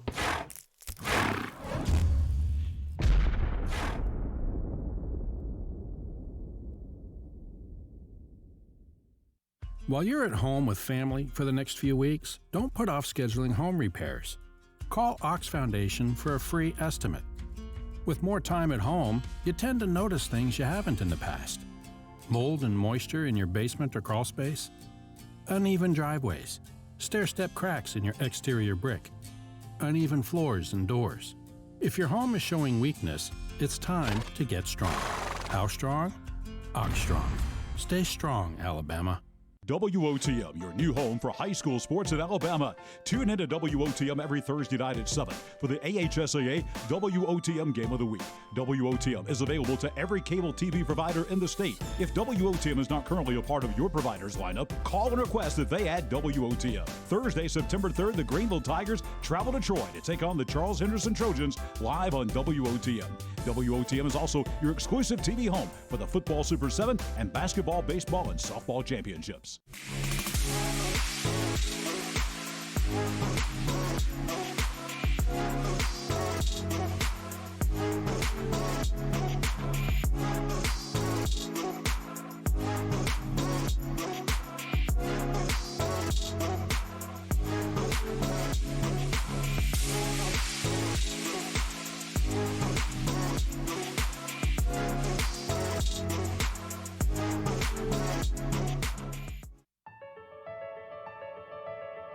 Without our contest officials, we would have no contest.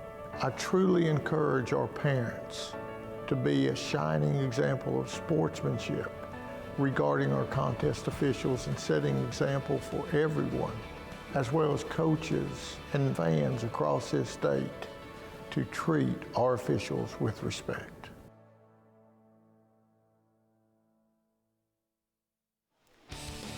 Great game here at Barney Hood Stadium, tied up at 14 apiece. Hokes Bluff and Southside doing battle here this Thursday night. Time now for our Central Board Spotlight. The spotlight this week on Keith Bender of Aniana High School.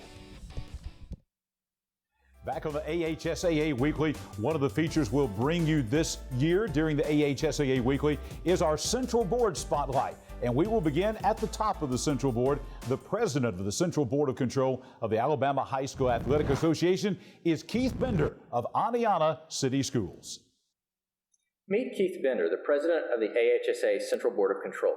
He's had plenty of jobs in his educational career: assistant coach, head football coach, athletic director, principal, and he now oversees federal programs, special education, and athletics for Aniana City Schools. Yeah, one of the things that I feel like it really made my career work is that I've been exposed to a lot of things. I've been a classroom teacher in special ed. I've been an assistant principal. I've been a high school principal. I've been a head coach. I've been an assistant coach. I worked a little bit in college. And now in my role in the central office of working with the federal programs and special ed. I think all those jobs or tasks has made it where I have a better understanding of the big scope of what education is all about. It's just not about, one thing. It's a whole gamut of responsibilities that affect your decision, how one thing affects the other, and how personnel reflects on teaching, and I think those are the biggest things that help me in being able to be in all those different categories to understand the importance of each one of them. As a member of the Central Board and now as its president, Keith Bender helped shape numerous AHSAA initiatives such as revenue sharing, the creation of a 7th classification, and the competitive balance rule. I think being on the Central Board, the one thing that I have come to know is how one thing affects another part of the committees. I think also I've learned that supporting the handbook, what's in the handbook, is extremely important.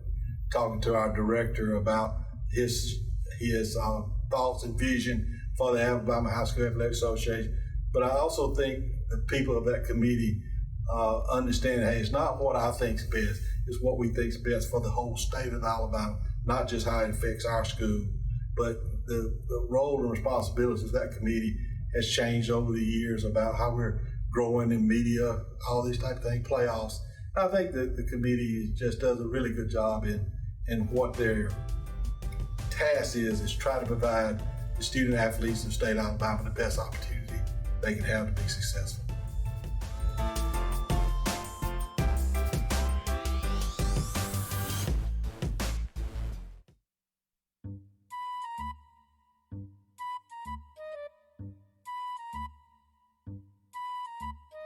Things a little bumpy in your driveway?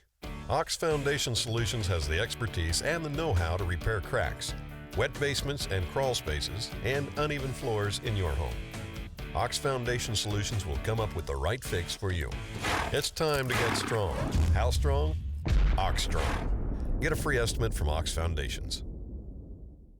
WOTM, your new home for high school sports in Alabama.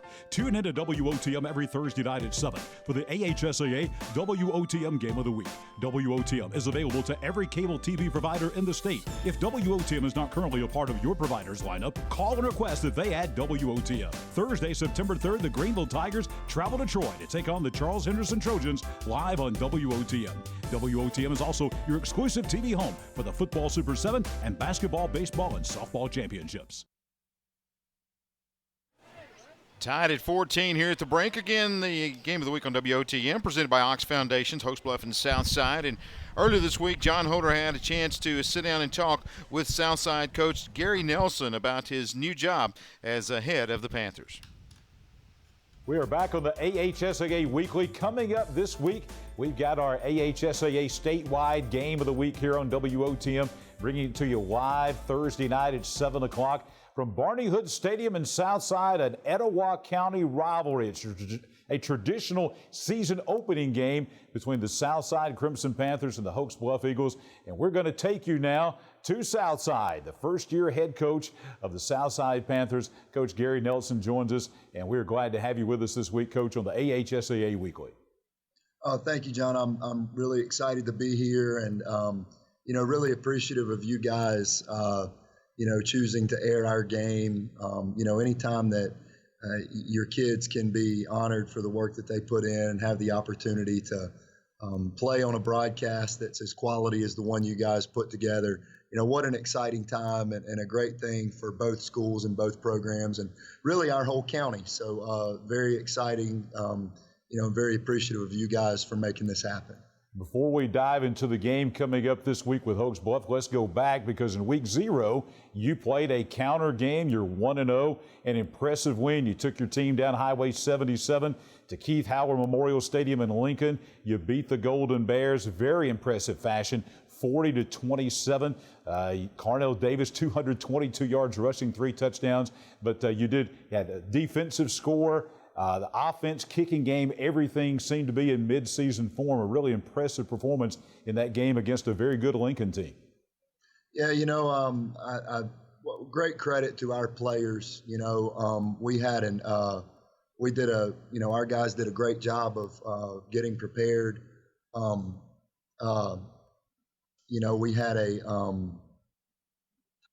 we worked really hard this summer to get ready. So I think it was a testament to the kids that they were, able to perform the way that they did. as you mentioned, Lincoln's a very good team. So Coach Zedeker does a really good job down there. They have some really good players, and some things did break our way. We had a few turnovers. A lot of things we got to continue to get better at. But overall, very pleased with the way we performed for the first time, this year. It was a really good opener and, really exciting just to get that first game under our belt and, hope that our kids are able to build on that and capitalize on hopefully building some momentum. Coach, this week you'll have your home opener. This will be your first game at Barney Hood Stadium, leading the Panthers out onto the field. And I'm sure when you first arrived at Southside earlier this year, it did not take long for the Southside folks to talk about Hokes Bluff. It's a big rival game there in the county and has been for a long time, opening up the season with each other for the most part for the bulk of the last 30 years or so. Just your impressions of the Hokes Bluff game as you come into the first year as head coach at Southside. Yeah, it's funny you mentioned, the folks when you first get here talking to you about how big this rivalry is. The night I accepted the job, the school board meeting was actually over at Hokes Bluff Middle School. And, I was going on and on about how nice everybody was because, they really were. They were nice and welcoming, just friendly faces everywhere we went. And it was funny. Our superintendent, Dr. Cosby, made a comment about how, the folks in Hokes Bluff may not be as nice to me now that they realize, I was the Southside coach. So, that was just a sort of a funny story that, brings in the significance of that rivalry. It's a great rivalry for both schools and both communities. It should be a big night here. Hokes Bluff is a great program, steeped in tradition. Coach Rob does such a good job there. In fact, I was talking to him earlier today, and I don't know if there's a better guy that's out there coaching than Coach Rob. He just has done such a good job and has built such a legacy there at Hokes Bluff. The program they've built. And it's not just the results on the field, right? They've had a lot of good young men come through Hokes Bluff and, have put together a team every year that plays hard and plays fast and really does things the right way. So it's just, they're a great program and, we're honored to get to compete against them. And, I am excited for this to be our home opener. We expect there to be a lot of folks here, masked up and socially distanced where possible. And we really hope our people will take care of those guidelines so that our kids can continue to play. But it's an exciting home opener, and anytime you get to do it against a big cross-county rival, it's an exciting time for the kids in both programs. Coach Nelson, thank you for spending a few moments with us during this busy week, counting down to kickoff of the Hokes Bluff game. We look forward to bringing everybody around the state of Alabama a little flavor of Etowah County football, and no better way to do that than Southside Hokes Bluff on Thursday night. Thank you for the time this week. Absolutely. Thank you guys again, and we're looking forward to it. Thanks. Coach Gary Nelson, head coach of the Southside Panthers, getting ready for the AHSAA Game of the Week here on WOTM with Hokes Bluff on Thursday night. More of the AHSAA Weekly in just a moment. For the AHSAA Weekly coming up, our AHSAA Game of the Week on WOTM. Hokes Bluff and Southside from Barney Hood Stadium in Southside on Thursday night. We are pleased to be joined by the head coach of the Hokes Bluff High School Eagles, Coach Mike Robertson. Coach Rob, welcome in. Glad to have you with us on this week's show. Well, thank you, and thanks for inviting me, and looking forward to seeing you guys again this year.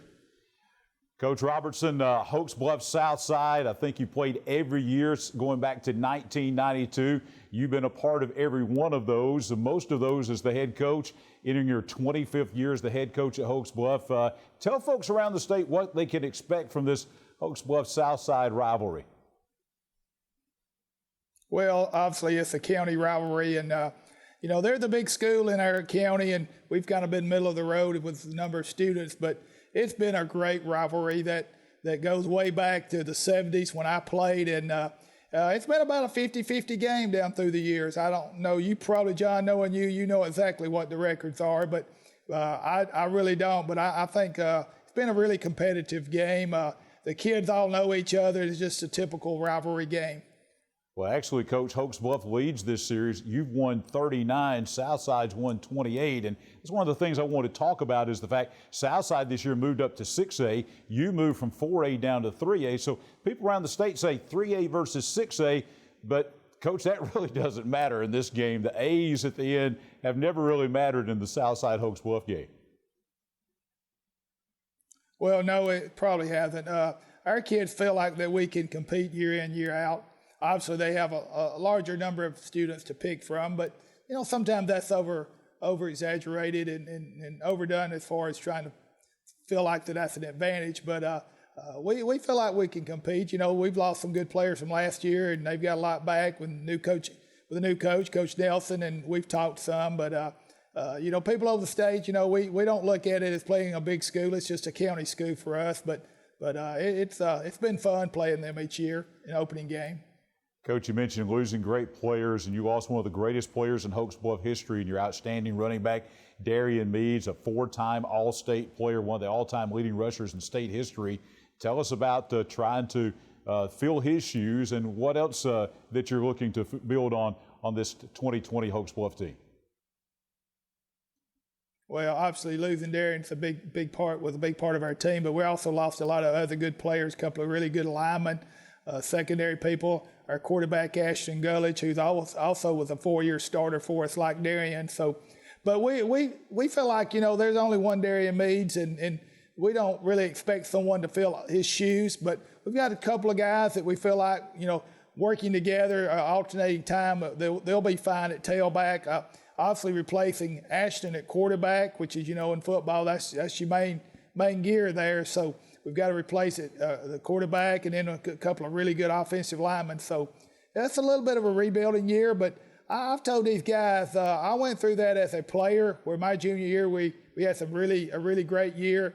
And then my senior year, we kind of took it on ourselves that we wanted to make sure everybody knew that there were some other good players. And I've kind of challenged the guys to accept that situation and build on it as, hey, we've been playing too, and we want to prove that we belong. So hopefully we'll face that challenge and accept that challenge and do something with it.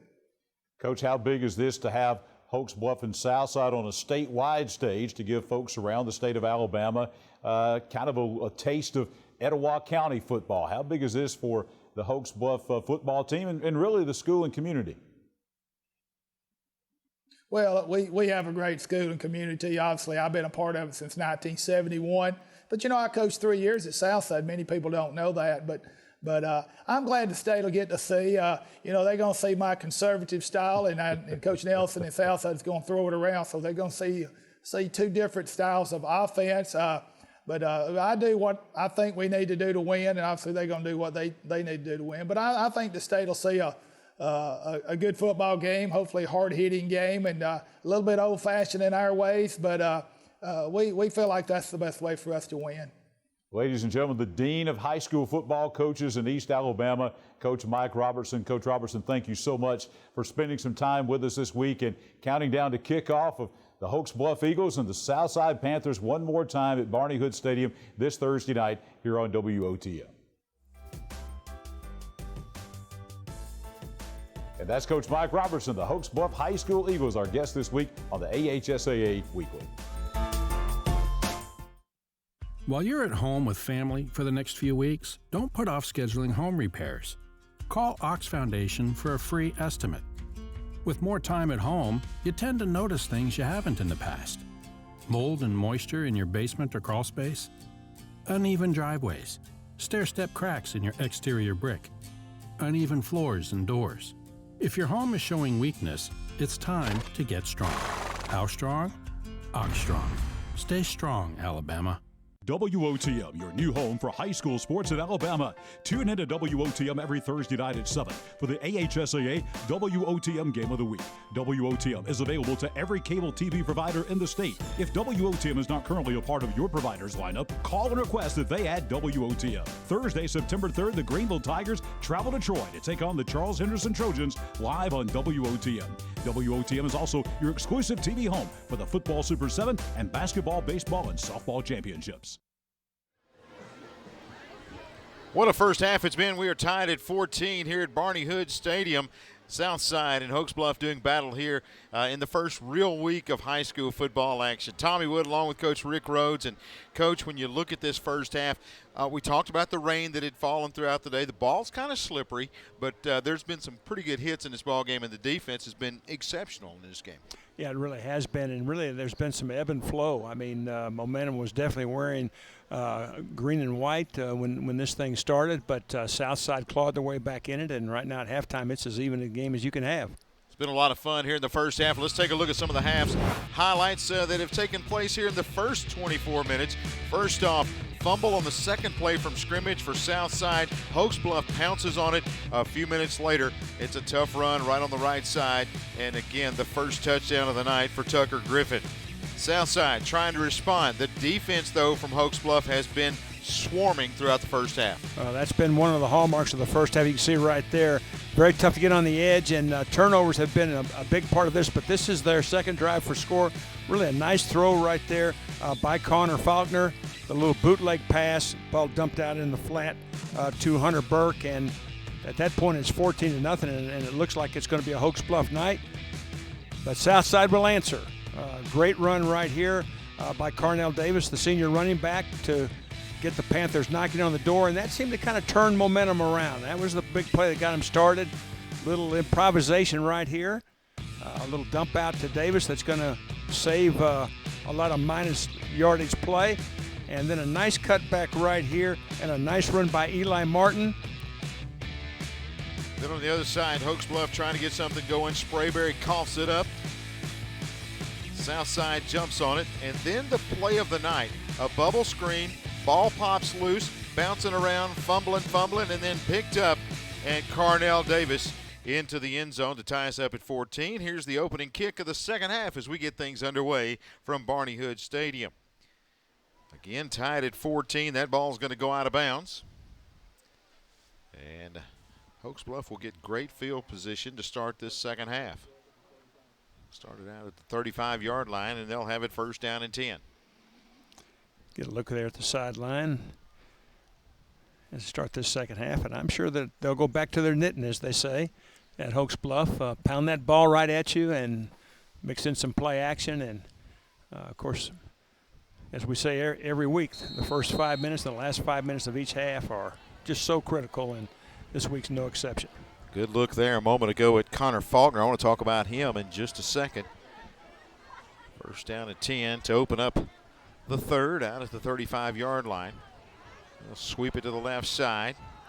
Nothing doing. Southside defense up to make the stop. He'll lose about 3 yards trying to hit Tucker Griffin. You know, they say all the time that a quarterback usually resembles the personality of his coach. And when I look at Connor Faulkner, his first start here tonight, and the word I use for him is steady and consistent, and that's the way you define Coach Rob. Yeah, very much. I mean, good ball handler. He's taking care of the football very well. As you take a look at Hayden Robertson, made a nice play on that last play. A little toss sweep. Did we see that in the first half, Tommy? I did not see that at all. So opening up a little on the wild side here in the second half for Coach Rob as they try a sweep to the left side. Loses 2 or 3, and I'm pretty sure they'll head back to that running back up the middle, but not before dropping back, throwing it long is Faulkner, and into triple coverage. They battle for it, and let's see who comes out of there with it. Southside's going to wrestle it away, and the interception is hauled in by Taylor Carr. Really a strange route. You had 2 white-shirted receivers right next to each other, and about 3 Panther defensive backs in the same area, and you can see that really both receivers really collide with each other. And guess who ends up with the football? Well, it's 2 Southside. I don't know who gets credit for the interception here, because you see on the bottom of the pile, they've got it. Bops loose. Carr comes out of there with it. But I think they may have given the interception to Wells, the senior. So nevertheless, it's Southside football, and they'll take over first down at 10. My, what an unusual play. 2 defensive backs. I guess that's half an interception piece, but nevertheless, it's a huge turnover, and that's exactly the way that Southside would like to have started the second half. They'll start Carnell Davis left side, and that defense from Hokes Bluff is there. Great pursuit again by Hokes Bluff. They pin him deep in the backfield. Yeah, just lots of white shirts over there. Will Clemens, Will Wellingham, both there. And been tough to get outside against this defense. Most of the big plays in the running game for the Southside have come on those off-tackle cutback plays. 2nd and long now. Rich back, throws it, catch made. Out to the 45-yard line. Hauled in there by Alden Battles. This little hitch right down on the bottom of the screen, no flat defender, and easy pickings for Southside. And you saw that live arm by Rich, and a nice route and catch by that young man right there as well. 3rd down and 4 now. So possession down for the Panthers. And Rich is back. They look to Battles again. He'll make the catch again. 45-yard line, cuts it back. And he'll be butted down at about the 43-yard line, but not before he picks up a Plimpton Construction and Development 1st down for the Southside Panthers. I just came right back and ran the same thing again, and that's one of the best throws of the night by Rich. That ball got out of there in a hurry. Nice quick release, and the ball had something on it. Again, Plimpton Construction and Development, building restoration. Located Rainbow City, Alabama, there on Steel Station Road. Been in business for 40 years doing this stuff. And Gary Plimpton, the president there, his phone number 256-442-7335.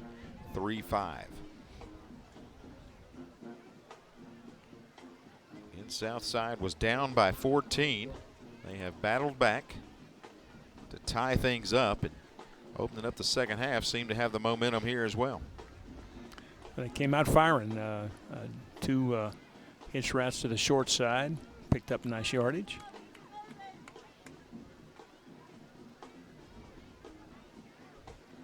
The field is chewed up with rain that has fallen here today. We understand some of the other games around the state, they feel like they're playing in a monsoon tonight. They'll go to Davis right side. They cut him back, and he picks up a couple of yards. But one thing you see from that Hokes Bluff defense, doing a great job setting the edge. Yeah, it's really been tough to get the ball outside. That time Davis did a really nice job of, again, planting that upfield foot and getting upfield and picking up a couple of yards. So 2nd down at about 7 now. After the interception, Rich rolls out, dumps it off short, can't hang on. A little behind his receiver there, so unable to hang on right there. Yeah, a little bit behind sits, and it looked like he had a little bit of room. Let's look at some of the scores here. Homewood taking care of Vestavia Hills tonight, 46-0. They get the shutout win. Patriots get the win there. Daphne and Davidson playing in a downpour. 19-7 Daphne with the lead. Gadsden City up on Fort Payne 23-9. Gunnersville leads A-Rab 28-9. That's at the half. Hartselle shutting out May Jemison 21-0. So a shutout there for Hartselle as they lead there in the 3rd period. 4th down right here. We're tied at 14. This is a big play. Ball inside the 35, and they'll go to Davis. No, sir. Big hit. Wow. Good stop in the middle of that defense. And the big guy in the middle, Austin Blevins, with another big stop. He's had a good night on that defensive front. He really has. You're going to see they're going to try to, again, run the lead power right there, and just a huge big hit right there. You see Blevins, a little help right there by Ian Stinson. And, man, what a huge stop. He has had a good night on that defensive front. Plays center as well, so he's not coming off the field. Just goes back and gets the huddle together. So Hokes Bluff with a big stop on 4th down after the turnover. They throw the interception. Southside gets a little bit of a drive going, but Hokes Bluff comes up with a defensive stop. So 1st down and 10 for the Eagles. Split out, goes to the left, the I backfield. Confusion looked like Faulkner as he came to the line. But they'll run the play nevertheless and go to the left side. Sprayberry trying to get outside. He's hit. He'll fall forward for a couple, maybe gaining about 3 on the play. Good tough running there from Sprayberry.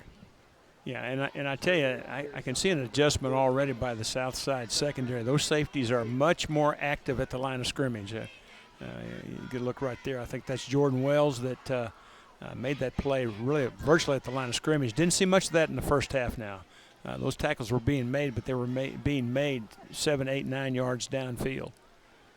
They will continue to cheat up and try to really challenge Hokes Bluff receivers to get open one-on-one. Second down and long here.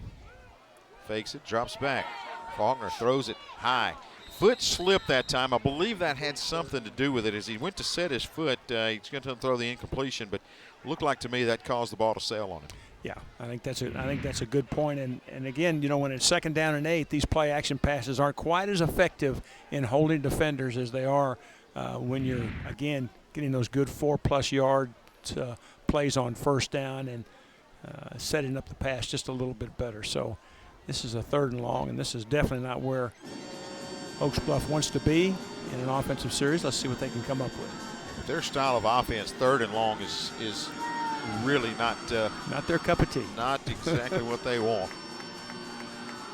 Motion across and timeout. I believe play clock made out. Coach Rob not happy about it, as I believe the time was running out, and they're going to waste a timeout here with 7:43 left in the 3rd. It's been a back and forth second half so far.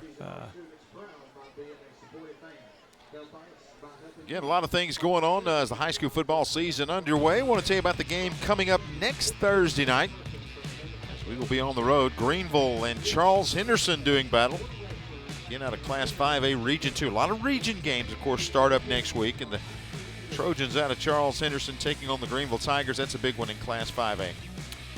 And don't forget, OTM is not a part of your channel lineup on your cable system. You need to call and request that they add WOTM. Again, if you're watching this online, wherever you may be checking it out, you need to let your cable company know that you enjoy WOTM and request that they add us, and then you can catch high school football each and every Thursday night here on WOTM, presented by Ox Foundations. Tommy Wood along with Coach Rick Rhodes here on this Thursday night, our second Thursday of the season. Classified as week 1 after the week 0 last week. You can see the intensity on both sidelines now. This has become a pretty good brawl right here. Both teams are kind of trading punches, and just exactly the way that a rivalry game should be. We talked about in the first half several coaches, kind of just smiling with the team. There are no more smiles here in the second half. Everybody's getting down to business. Big 3rd down play right here for the Eagles. 3rd, and we'll call it about 7. Faulkner take it, hand it off right side. Not a whole lot there. Sprayberry tracked down. He may have gotten a couple. And you can see that one of the first hits was made by Everett Grizzard, the freshman free safety, who made that hit at about 3 yards past the line of scrimmage. You can see it right here. If you look to the right of your screen, there's the counter right there, and then you see Grizzard step up and make that hit. Didn't see that again in the first half. Looks like with a lot more straight man coverage, and those safeties are very, very active in the run support. 4th down right here in punting time for the Eagles. Now keep in mind that ball is extremely slick, so long snapper here with a good job getting it back there to him. The punt off the side of the foot, hoping for a good roll here. If you're Hokes Bluff, he'll roll across midfield. Does take an Eagle roll and dies at about the 43-yard line. That's where Southside will start, 1st down and 10. So both teams unable to really get on track on the offensive side here as we open up the second half, Coach. Southside had a little bit of success throwing the ball to the short side, got something going, but good stop by Hokes Bluff, and good adjustment by Southside at halftime, getting those safeties much more involved in the running game. And it'll be interesting to see when Hokes Bluff gets the ball back again how they will counter that. So here comes that Southside offense, and we'll go to Davis on the right side, and he'll break off a gain inside the 45 and down to the 43-yard line. He is a slippery running back. Well, and that time a 2 tight end look with a wing, which is going to create really more gaps in the line of scrimmage than you can fill with defenders. And that time Davis was able to find that unencumbered gap and spit through there for a nice gain. Another Plimpton Construction and Development 1st down. Southside rattling the chains. Davis starting to chew up some yardage here. This time Rich fakes it, throws a little dump pass there, and it's too low, incomplete. Intended out here for Hayden Fry. Yeah, came back with a bootleg right there. Pretty well defended. I don't think it would have gotten a lot of yardage, but again, the ball underthrown. just not able to, on those low throws, just not getting the ball loaded up on his backside, having to short arm it a little bit, and that's why the ball's short. 6:22. Southside once trailed by 14 if you're just joining us. Hokes Bluff jumped out to a 14-0 lead, and Southside's battled back to tie it up. Carnell Davis tries the right side, cuts back. But Hokes Bluff there to fill those running lanes. And, you know, and like you said, the great runs for Southside we've seen have been those cutbacks. But right there, the Eagles really stepping up and staying at home. Yeah, picked up about 5 right there. Again, another 2 tight end set, which is a little more difficult now in the running game situation. Of course, you lose some of your receivers when you do that. 3rd and 5. Rich rolls out, going to throw it over the top. Got his man. Catch is made at a 24-yard line. Just kind of placed it in there and pulling it down for Southside. That's a good catch out there by Hayden Robertson. Yeah, well, Robertson is just going to slip out and run a little bench route at about 12, 14 yards and break to the sideline, and Rich got it out there to him. Taking a heat timeout, we'll take the break. 5:44 left in the third. We're knotted up at 14. This is the AHSAA Game of the Week on WOTM, presented by Hokes Foundation.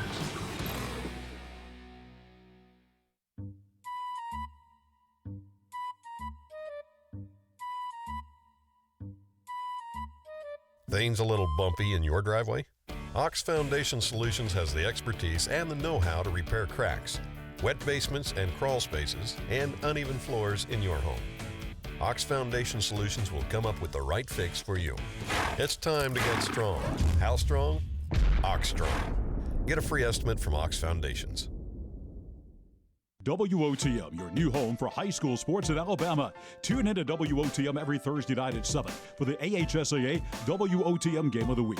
WOTM is available to every cable TV provider in the state. If WOTM is not currently a part of your provider's lineup, call and request that they add WOTM. Thursday, September 3rd, the Greenville Tigers travel to Troy to take on the Charles Henderson Trojans live on WOTM. WOTM is also your exclusive TV home for the Football Super 7 and Basketball, Baseball, and Softball Championships.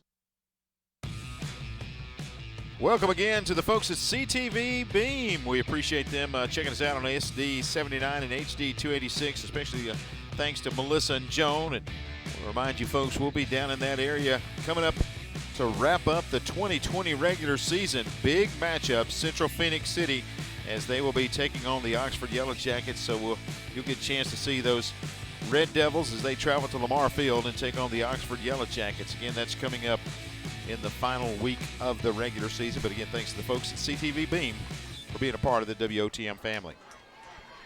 Tie it up at 14. 1st down and 10.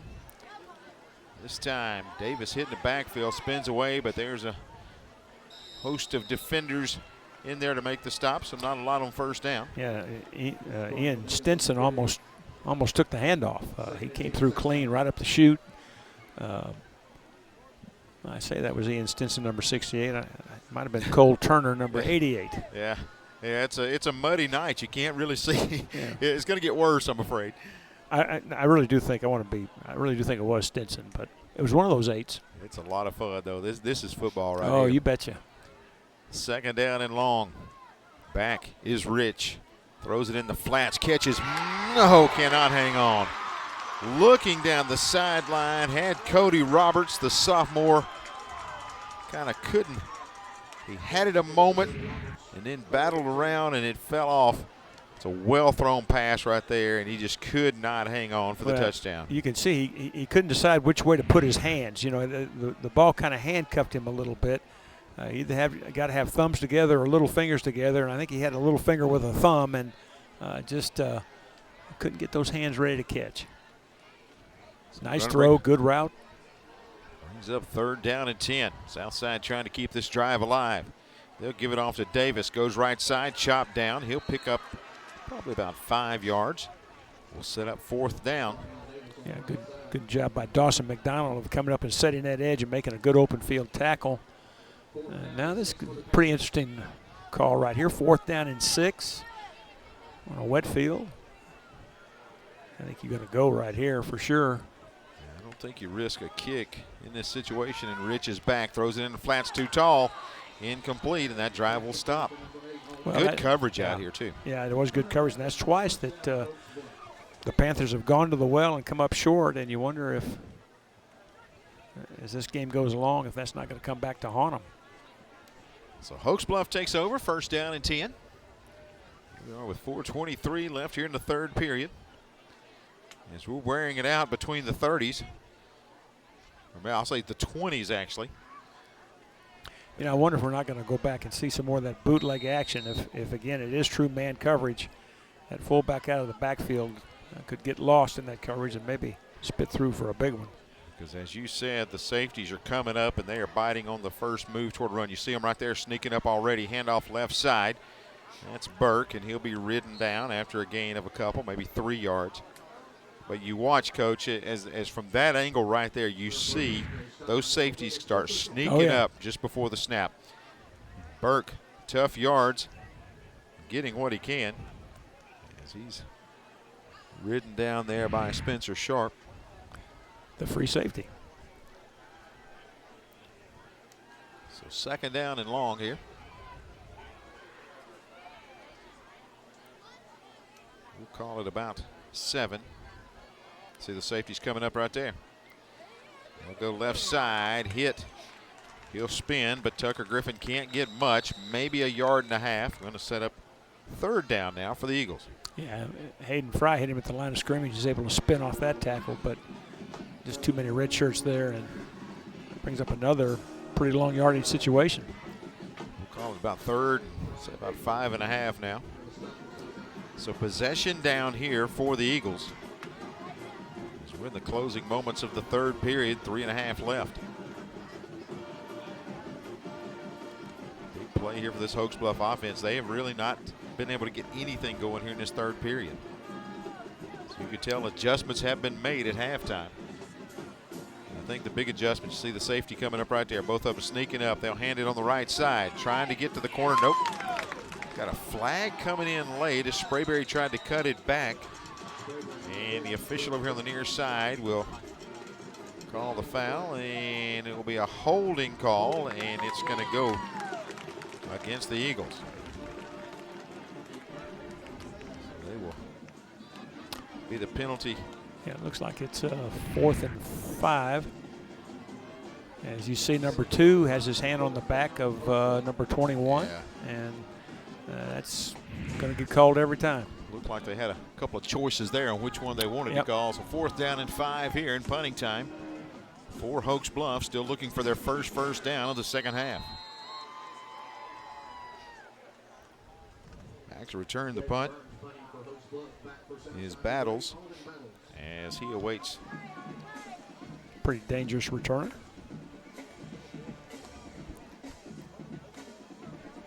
Good snap back there to him. Gets it out of there. A wobbly kick that's going to hit, and we'll roll that at the 49. So Southside will start in Hokes Bluff territory to open up this drive, and you're seeing the field kind of start to flip a little bit, Coach. And they're starting to play that, you know, the game, the field position war, and Southside able to start to move that field a little bit in their favor. Well, you said this time they're going to start their drive on the Hokes Bluff side of the field, but this will be the 3rd series in a row that they've ended up in Hokes Bluff territory. Nothing to show for it yet. See if Hokes Bluff can bow their back one more time. First down, they'll run the speed sweep to the right side, trying to get a block, turning it upfield, and down to about the 41-yard line. Good tough running on that right side. It's Cody Roberts. Back to a tight end wing set to that side again. Gives you an extra blocker on that side. And it's one of the few times that Southside tonight has been able to get that edge unencumbered. Picked up a nice gain that time. Second down, and it's like about 3.5. This offense. He'll go to Davis. He is hit, but he will take the pile forward and pick up a first down. That is a good run for a Plimpton Construction and Development first down for the Southside Panthers. Yeah, this is just the inside zone. You can see he's going to have Will Clemens wrapped around his neck right there, and he's going to take him about an extra 3 or 4 yards with him. thanks to the folks, Plimpton Construction and Development, Rainbow City. 256-442-7335. That's the number to call for them. It's first down for the Panthers. They begin their march again. Rolling out is Rich. In trouble in the backfield. Got pressure coming. Escapes. Gonna throw it and just get rid of it out of bounds. As he will throw it into the front row. The pressure all around him, though, Coach. You see it coming from all angles. Yeah, well, again, it's that sprint rollout again, and just nowhere to go. Can't get outside. Pressure coming from the backside, just tosses it away and lives to fight another day, which is what those good quarterbacks do. They will call intentional grounding, and that's going to be the loss of down. So penalty against Southside, and that's going to move it back and be second down and long for the Panthers.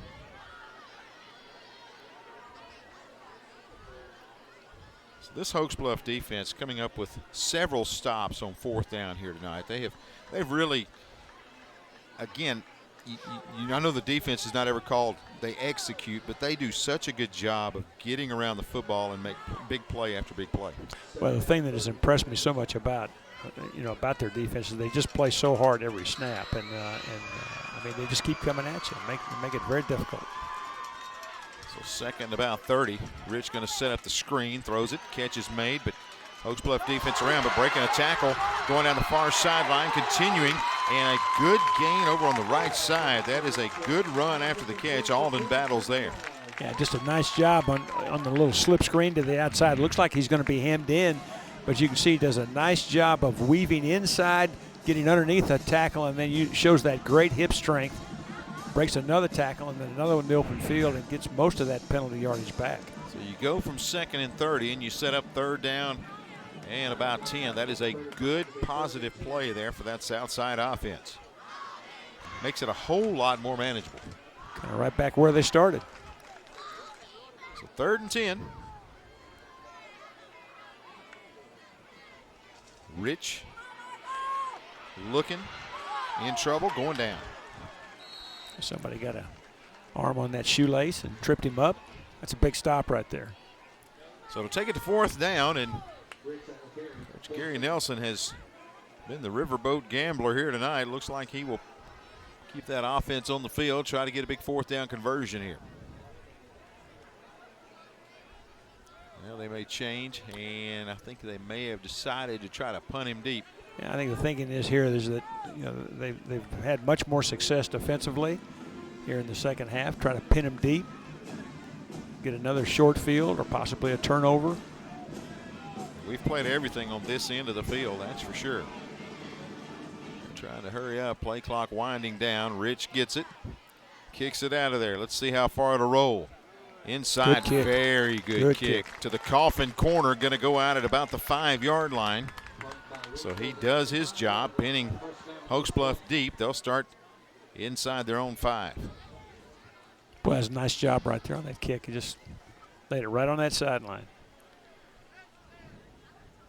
Well executed there. We're tied at 14, closing moments of the third period. Tommy, is it me or has this quarter flown by? It really has, and you look at it, there's been action, but no one really threatening to score. I mean, you've seen Southside move it to about the 20, but both teams playing a lot better defensively here in the second half. Really, really a hard-fought game. And I don't think we expected anything else. No, the winner of this one will deserve it. I can promise you that. Very physical game. Handoff right side, hit, spins away, hit again. And not a whole lot of room there on the left side. Turner can't get things going. We may be marching 90 yards to the other end. Real good job up front by the Southside interior linebackers and defensive linemen. Got off those blocks, held their ground. Every gap is covered. When the cutback was attempted, just nowhere to go. Looking like they're going to let it run. Yeah, we'll flip it. Again, they will wind down and end up the third period. Remember when we started this thing a long time ago, the first period, The offensive line dominating for Hokes Bluff. They build a 14-0 lead after that run by Burke into the end zone. Southside responds. They come back. And then picking it up and going in is Carnell Davis. And we are tied at 14. Fourth period action on the way next. Right here on WOTM, presented by Hokes Foundations. The innocence of youth. Is there anything any better? But soon they'll be in high school and facing all the same challenges you faced. How to make friends, how to fit in, how to be cool. We want our children to have everything they'll need to live fulfilling and productive lives. Make sure the kids in your family are among the more than 12 million participants in America who take part in high school sports or activities. Without our contest officials, we would have no contest. I truly encourage our parents to be a shining example of sportsmanship regarding our contest officials and setting example for everyone, as well as coaches and fans across this state, to treat our officials with respect.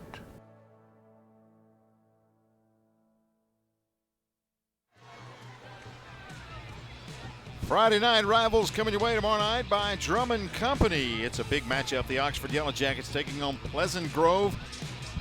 Big matchup of quarterbacks. Trey Higgins for the Yellow Jackets. For Pleasant Grove, Zyquez Perryman. Outside, you got receivers like Rock Taylor for the Oxford Yellow Jackets. Pleasant Grove counters with Chris Lewis. Chris Stewart, Tyler Watson, the gang will have that tomorrow night. Again, a big matchup. Oxford taking on the Pleasant Grove Spartans. Yeah, I got a question for you, Tommy. All right. What happened to the era of tune-ups? Yeah, everybody jumps right into the fire. And you look at this guy. I mean, last week against Thompson, the #1 team in 7A, and you've got a guy playing quarterback. And I think I read pretty much ran for about 200 yards last Saturday night as they fell to Thompson. But he's a fun one to watch, and you'll get a chance to watch him tomorrow night on Friday Night Rivals, presented by Drummond Company. That's a big good one. I mean, we're loading it up all over the state. Big rivals, right out of the chute. A lot of fun. We've got 12 minutes on the clock. Looking forward to a exciting fourth period. Something's got to give, Coach. A little different look right here now for Hokes Bluff. A little shotgun action. Run to the outside. Not a lot of room for Faulkner. Good coverage. And a good play once again. That freshman Grizzard up to make the stop. Yeah, again, the safety up to help out. And looks like Faulkner is slow getting up. He is down, and again, he's the starter for the first time after waiting in the wings behind Ashton Gullidge. That time they came out in a shotgun look, two backs in the backfield, faked the crossbuck, and he tried to get to the edge, but no one to handle the flat defender, unblocked, and he made the sure tackle. This looks like a cramp. Sure hope it's nothing more serious than that. Looks like they are working with a calf there, and you see Will Clemens listed as a fullback, and he is the backup quarterback, so he will be coming out. He's an interesting story. He's one of the very best defenders and missed most of 2019 with mono, and that really hurt their team last year. He's back now. It was one of those things where they weren't sure if it was mono. Just said he was getting tired a lot, and then he took one test. I think it was negative early in the year, and came back a little bit later, maybe 2 or 3 weeks later, and came back with a positive mono test. And so he missed a lot of the season in 2019. Looks pretty healthy right there, though. Looks like he's back, ready to go. We've got young Mr. Faulkner up and trying to stretch it out. Trying to stretch it out. As he will try to make his way to the sideline. And those things right there, once a cramp grabs you in the calf, it doesn't let go for quite a while. Tommy, something that I'll be happy for when I hear the word test, and the first thoughts that come to my mind are, is it history or math? Yeah, that's right. And not the other stuff. Not the other test that we keep hearing about. They'll come again as we look, and it looks like Clemens is in, ready to go. Under center. Griffin back there dotting the I. Burke, the up back. He'll fake it, roll out the right side. And Clemens get out near the 10-yard line. Gain a couple more, sets up a 3rd down and long. Or check that 4th down. And I don't remember calling Everett Grizzard's name once in the first half, but I mean, he's made a living here in the second half. He has played well here in the second half, up supporting that run. So 4th down at about 6. Yeah, this is exactly what Coach Nelson had hoped for, is to pin Hokes Bluff deep and force a punt. Punts have not been really good yet tonight. See if he can get one Burns out gets right a good here. snap. That's a pretty good punt right there. We'll hang up. Should get a roll, and it does. Excellent punt. 45, and rolling at about the 47-yard line. So once again, you look at Southside, they will start in Hokes Bluff territory. They've been there pretty much the entire second half. Yeah, it's really a great job by Jaden Burns, the freshman kicker punter. I mean, his punts have not been nearly as impressive as his place kicks tonight, but that one was really special right when they needed it. So 1st down and 10 for this Southside offense. They have threatened a couple of times here in the second half. Both teams held scoreless there in the 3rd. So the winner of the next 10-34 will get a big win in this rivalry game. Handoff left side, good run around the left end for Roberts. Only a sophomore. You can tell he's an exciting young man when he gets football. Yeah, he's got good speed. Thought he was going to get to the edge there for a little bit, but a nice open field tackle to hold that thing to a lot less yardage than I thought it was going to be at the start of the play. 2nd down at about 8.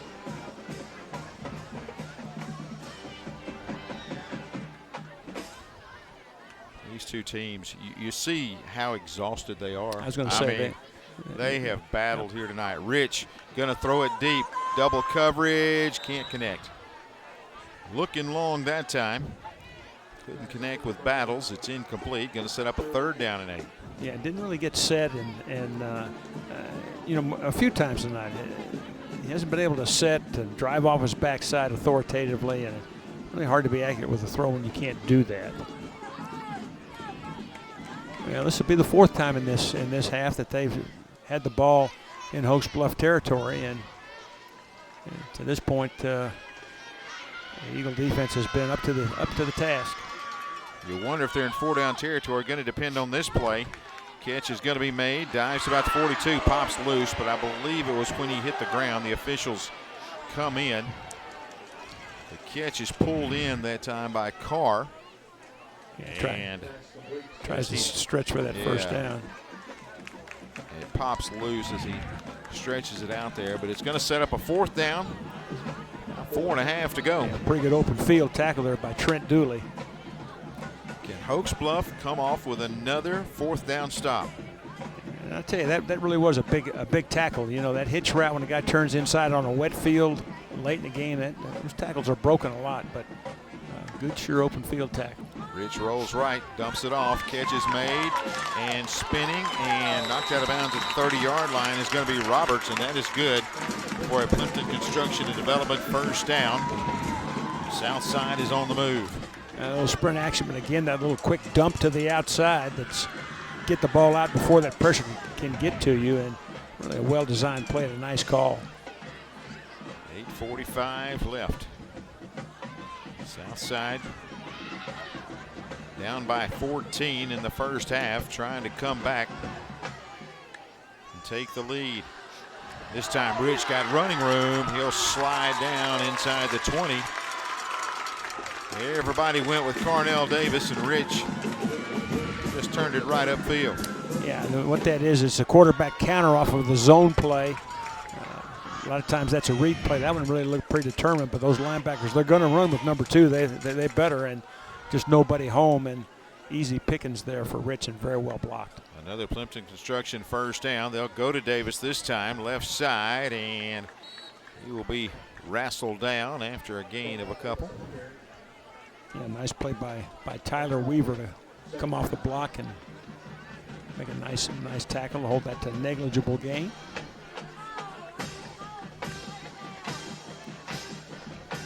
Tied at 14. We're under the 8-minute mark, and you see the big guys up front just trying to get some air. That guy looks like a football player. He does all now. these guys, you can tell that they've laid it out here tonight. They'll go Davis right side. They try to pull it loose. It does come loose, but Southside there to pounce on it. And that's something I want to talk about. You know, a lot of these guys for both teams really playing a lot of on both sides of the ball. Yeah, they really are. And remember, that ball is still wet now. Not only is the ball wet right here, the arms are wet, the jerseys are wet, and that ball's going to slide out. And you see it right there. Will Clemens that time, he raked that arm in there and just about had a turnover. 3rd down and 8. Rich is back. Steps up, rolls to the left. One man gets around him and got his first down down the far sideline. He'll go in. Into the end zone is Rich, and Southside takes the lead. Well, they had crossing routes coming all the way across from left to right. Didn't leave many defenders back on the left side of the field. As you can see, when Rich gets to that flat, there's only one defender out there, and he's able to juke him, Noah Mundy, and go down that sideline into the end zone. What a great individual effort that time by Michael Rich, the 6'4", 205-pound senior quarterback. Abdullah Alabasi on for the extra point. Rich going to try to put it down. They don't have a tee, it looks like. There he goes. He had to get everybody set. Now it looked like the tee sunk so far in the ground, looked like it was not out there. And so they will put it down, and the kick is up and good. 21-14, Southside takes a 7-point lead over the Eagles. Panthers up by 7. The 71st meeting between the two schools, and we're headed down to the final 6:53. Southside up by a touchdown. This is the big time.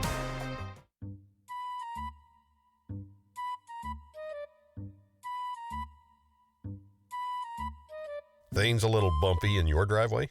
Hokes Foundation Solutions has the expertise and the know-how to repair cracks, wet basements and crawl spaces, and uneven floors in your home. Hokes Foundation Solutions will come up with the right fix for you. It's time to get strong. How strong? Hokes Strong. Get a free estimate from Hokes Foundations. WOTM, your new home for high school sports in Alabama. Tune in to WOTM every Thursday night at 7 for the AHSAA WOTM Game of the Week. WOTM is available to every cable TV provider in the state. If WOTM is not currently a part of your provider's lineup, call and request that they add WOTM. Thursday, September 3rd, the Greenville Tigers travel to Troy to take on the Charles Henderson Trojans live on WOTM. WOTM is also your exclusive TV home for the Football Super 7 and Basketball, Baseball, and Softball Championships. WOTM is your exclusive TV home for all the AHSAA championship events, Super 7, basketball tournament, also softball and baseball and a whole lot more. Again, WOTM, your home for AHSAA championship events. Don't forget, if WOTM is not part of your provider's channel lineup, well, here's what you do. You pick up the phone and you give them a call and request that they add WOTM so you can get AHSAA coverage throughout the year.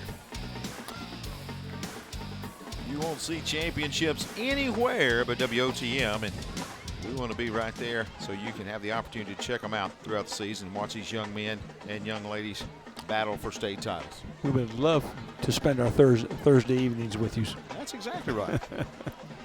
Every Thursday we've got a great lineup of games coming out throughout the season. Looking forward to it. Games throughout the state of Alabama. Going to be a lot of fun.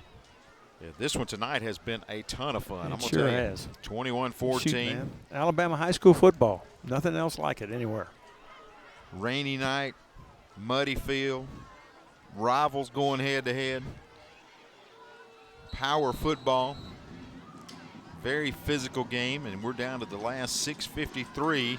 Hokes Bluff's got to find a way to get some offense going in this latter stages. Kickoff return.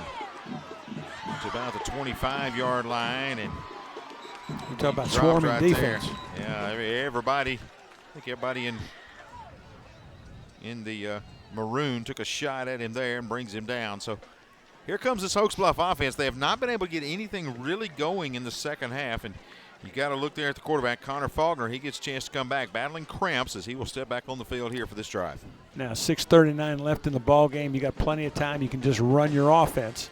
But that offense has been power football straight at you. The first half had some success, but not much in the second half at all. You got to find something to loosen up that secondary a little bit, get those safeties a lot more concerned with the pass than they have been here in the second half. So first down, Faulkner comes up and will operate from the shotgun. Now he steps up, make sure everybody's got the blocking scheme. Give is on the right side. That's Griffin. Griffin turns it up and he's in the open field. Griffin down the far sideline, trailed by 4 defenders, and they'll haul him in, but a huge gain for the Eagles. And Tucker Griffin knows what to do with it when he gets a football on the edge. Again, this is out of the shotgun, and you can see now the fullback leads, and they wrap the guard around, and they're able to split the flat defender and the end man on the line of scrimmage, and now it's a foot race. And Griffin's not gonna win it, but he's gonna take a big chunk out of that Southside defense. Plimpton Construction and Development first down for the Eagles sets up Hokes Bluff. A chance to try to get a tying touchdown here in the final 6:23. Good play to open up that drive. Looks like we're going to have a timeout on the field. We're going to take the break. Hokes Bluff, they're getting in business here. We'll be back with more in just a moment. The innocence of youth. Is there anything any better? But soon they'll be in high school and facing all the same challenges you faced. How to make friends, how to fit in, how to be cool. We want our children to have everything they'll need to live fulfilling and productive lives. Make sure the kids in your family are among the more than 12 million participants in America who take part in high school sports or activities. Without our contest officials, we would have no contest. I truly encourage our parents to be a shining example of sportsmanship regarding our contest officials and setting example for everyone, as well as coaches and fans across this state, to treat our officials with respect.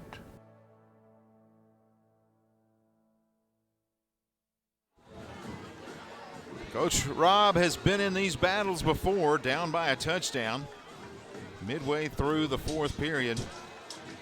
That's when you lean on the experiences that you had. You betcha. He's been there before, and I guarantee you he has a plan.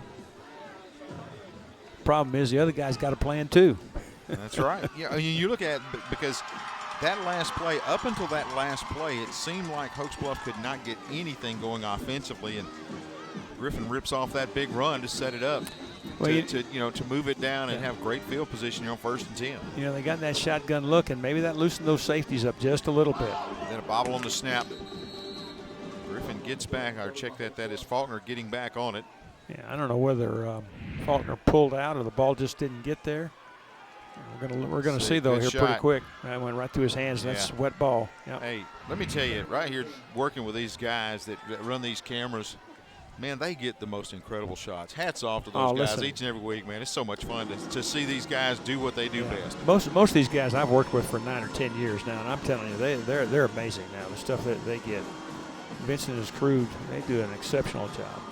2nd down and 10. It happens again, and this time Southside falls on it. So back-to-back bobbled snaps, and this time Hayden Fry gets on it for Southside with 5:35 remaining. You know, you wonder if the combination of the center quarterback, you know, maybe some hands moved up forward a little bit, or maybe the ball was snapped a little deeper, try to make sure that there wasn't another bad exchange. See, that time the ball's a little bit short, and you know, sometimes the simplest things can reach up and bite you. So back-to-back big turnover. Center quarterback exchange. And it's a turnover back to Southside and 5:35 remaining. Could that be the play that seals the deal for the Panthers? Handoff right side. Oh, what a pop. My goodness. Davis tries the right side, and unloading on him is Clemens. I think unload is the right word. He's gonna come I mean, boom. Good play out there by the end as well. Over to make that hit was Winningham, and kind of sends him spinning right into Clemens for a big stop. Well, I guarantee you the boys in white, I mean, they know they got to get a stop right here. They got to get a stop, and they got to get enough time back where they can run their regular offense and not get into a hurry-up situation. Second down and long. Rich is back. Rolling, throwing it. Got a man. Catch is made. Battles again, comes up with a catch, and he'll take it out near midfield. Well thrown pass from Jordan Rich. Michael Rich, rather. Yeah, this is a two-deep zone, and what's going to happen is Battles is just going to get between the safety and the corner. You can see the corner coming up, and the safety is over the top, and just a nice job right there by Rich of finding that seam, and a nice job by Battles of pulling that thing in. Another Plimpton Construction and Development first down. That's a big first down for this Panther team. Again, don't forget Plimpton Construction and Development, Steel Station Road in Rainbow City. Been doing it for 40 years. They've been doing building restoration. Gary Plimpton, the president there. Their number 256-442-7335. Rich will keep. He'll slide down and hit as he slides, and that's going to be a penalty against Hokes Bluff. Yeah. Well, that's that quarterback counter again. You fake the zone again to Davis. Those linebackers have got to honor that. You're going to be a man short back to the counter side. Quarterback keep right there. Picked up good yardage. The late hit's going to add 15 to it. Personal foul. And that will move it forward 15 yards. He's starting to come unraveled here for Hokes Bluff on the last couple plays. He slides and again just crashing in there, and that's an easy call right there. So now Southside's got it. And for the first time, the body language on the Hokes Bluff side looks to be a little concerned. Southside had won 6 straight. Hokes Bluff won the last 3 matchups between the schools. Darnell Davis left side. Good stop. Guess who? That's going to be Clemens right there. He's had a game. Yeah, he really has. He's made about every tackle on this series right here. And again, that clock runs now. I mean, we're 3:38, as you can see right there. And I mean, not only a stop is needed from a Hokes Bluff point of view. I mean, they need it right now. They need a turnover. And you can bet you that Southside is they're gonna try to score, but they're gonna milk that clock too. They're gonna run it down. Second down and long.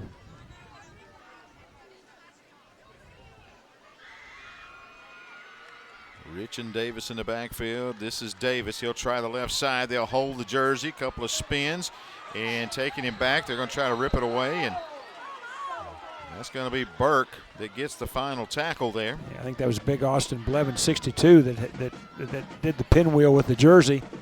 Had a hold of him, would not let him out. So big third down here. Third about 15. You can see, yeah. You can see right there. Watch Blevins comes off the block, and here we go now. He is not going to let go. Now, here's something to keep in mind right here. That clock's running during all this. Mm-hmm. And we're down. We're going to be under 2:30 when this ball is snapped. I guarantee you they'll snap it with about 4 seconds left on the play clock. Coach Rob realizing that the clock is starting to wind down on him. And about 2:20. 3rd and 15. And timeout is called. So they will take the timeout. 2:16 remaining in this ball game. And what a game it's been. And Coach, you look at this matchup. We knew coming in the history of the series, the rivalry.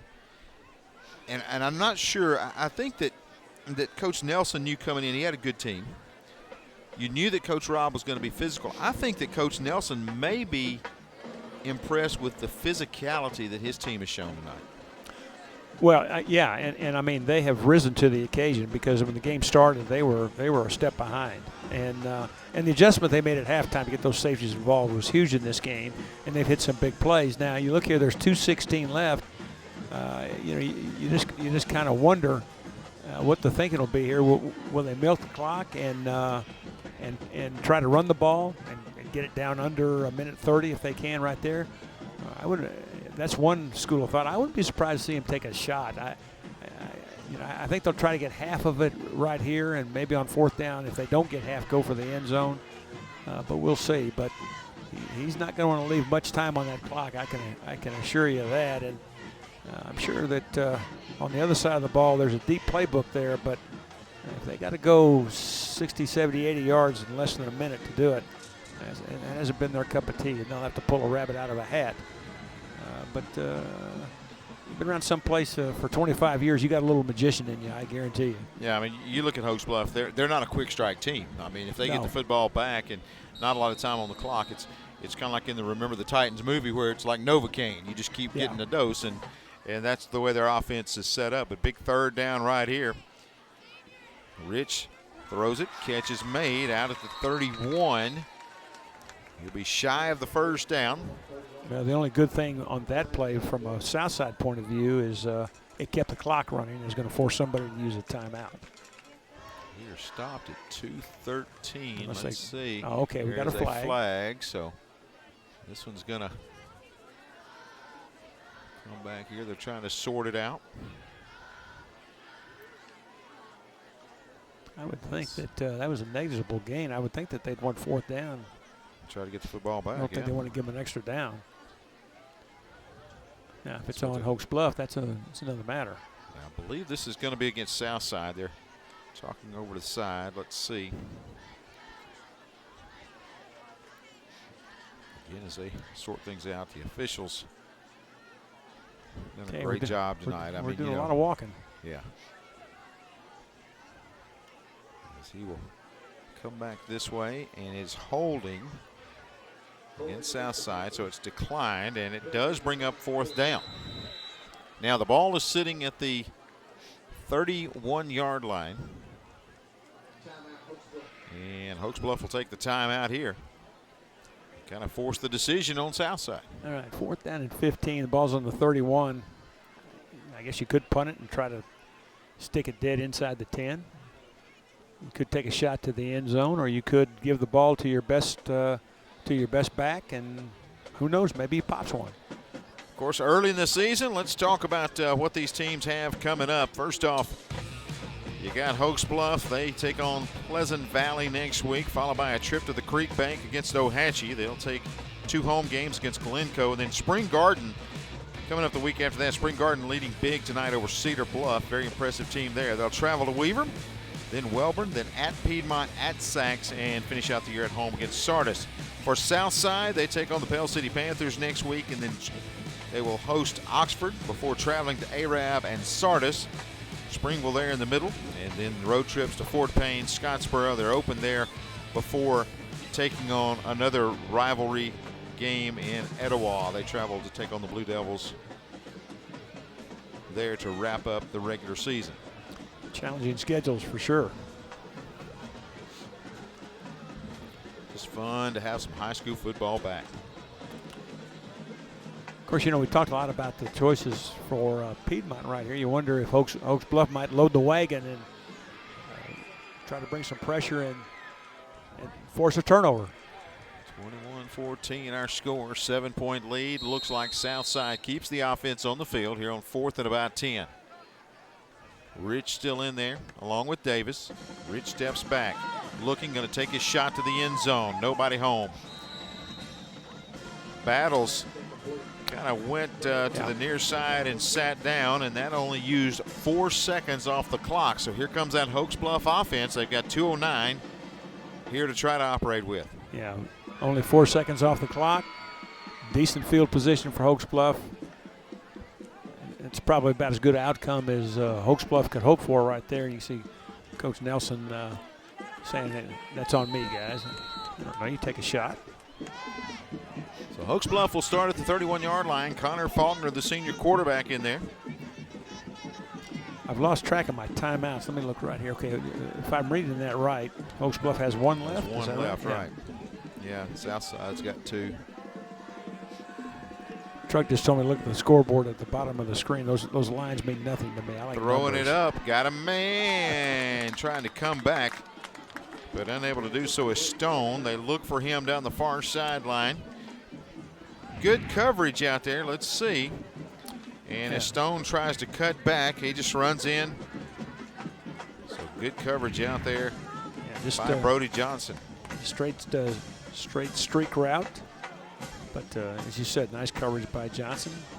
Stayed on top of the deep route, and that's, you know, I'm sure that those Southside defensive backs have been told stay on top of everything, nothing behind you. Faulkner takes the shotgun snap, steps back, rolling, in trouble, going down. Hayden Fry comes in from the linebacker spot, and he will get the sack. And that clock is now rolling with 1:51 and 3rd and long. Yeah, you're going to see Fry's going to come right up the chute unblocked from his linebacker position. Kind of overloaded that side, sent 4 defenders from that side, only 3 blockers. Somebody had to come clean, and it was Fry. So Hokes Bluff going to use their final timeout here. As a defensive coordinator, you decide, am I bringing pressure? Am I going to play coverage? That time they bring Hayden Fry, and he gets in for a big sack, setting up 3rd down and 20. Yeah, I think when you play against power teams that are used to running the football, pressure is in a definite pass situations can be really tough because you just don't have a lot of time to work on it because that's not your game. Down by 7, 1:47 remaining, 3rd down and 20, deep in your own territory. Wouldn't be surprised if Hokes Bluff has it in their arsenal to see some kind of a quick screen to the outside, tunnel screen, maybe try to get some kind of underneath route that gets behind the first line and gets somebody free in the secondary.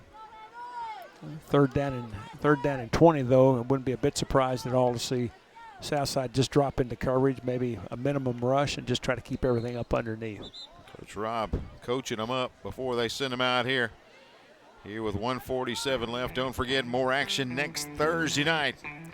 Greenville, the Tigers taking on the Charles Henderson Trojans. That is our game of the week next week on WOTM. As we get into region play, that is Class 5A Region 2, Charles Henderson and Greenville. Next Thursday night, I should say, right here on WOTM, presented by Ox Foundations. Big 3rd down play here, 3rd and long.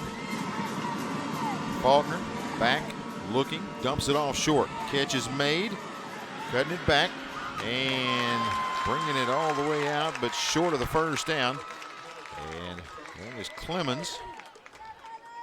He's going to bring up a 4th down. Clemens kind of hobbling. A little bit too. Yeah, they brought a little bit of pressure, but it was only 4-man pressure and threw the ball out into the flat. But you can see there's lots of red shirts out there on block. Breaks the initial tackle attempt. Good effort, but not near enough for the 1st down. Going to throw it deep here on 4th down. Nobody home, and it's almost on the ricochet, almost a catch there, but it will fall incomplete. And it's going to be Southside football with 1:02 remaining, and that's going to be it. Watch this. So it bounces off his hands. Almost. And, oh, my goodness. Boy, that would have turned this thing around. Wouldn't that have been something? I mean, that ball is going to hit number 81 right there, Nicky Jenkins, right in the face mask. He could have hauled that in. He would have still been running, and we would have been an extra point away from a tie ball game yet again. Well, Southside should be able to get into any coach's favorite play, the old victory sneak. Take the snap and take a knee. So they'll start to wind things down here. And you look at this, if you're Coach Rob, I think you take away from this that, yes, you are looking for experienced ball players, but you found you've got some ball players. Absolutely, yeah. I mean, this team played very, very hard. Again, it's still a 3A team against a 6A team. I know it's a big rivalry and all that, and I'm sure he doesn't want to hear that. Lost a lot of firepower from last year, but really a great effort by both teams right here. I think the difference in the game was just a little senior experience on the Southside Panther side. Their quarterback Michael Rich made some big plays when they had to have them. Coach Nelson, I think his takeaway has to be, we got punched in the mouth to open up this ball game, and our team responded. 21 straight points. And pulled off 21 straight points against a good football team. So I think he's got to be pleased with the way his team played and responded. So 2-0, the Southside Panthers. And you see right there, Coach Nelson knows what it means to this program to get off to a 2-0 start. Yeah, and you got to remember this team was 2-8 last year. So I mean, they've won.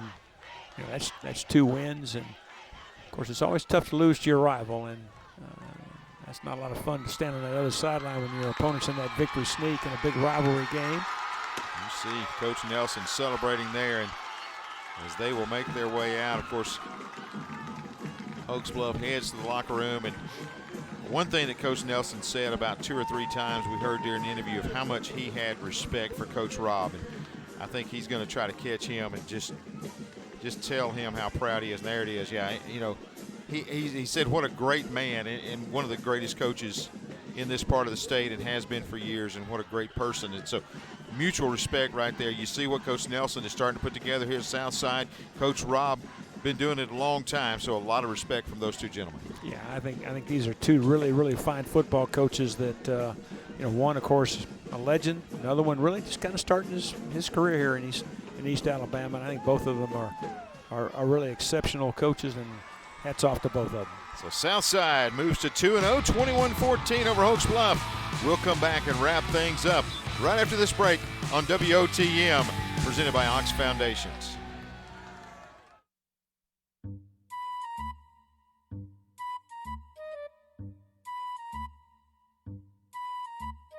Things a little bumpy in your driveway? Hokes Foundation Solutions has the expertise and the know-how to repair cracks, wet basements and crawl spaces, and uneven floors in your home. Hokes Foundation Solutions will come up with the right fix for you. It's time to get strong. How strong? Hokes Strong. Get a free estimate from Hokes Foundations.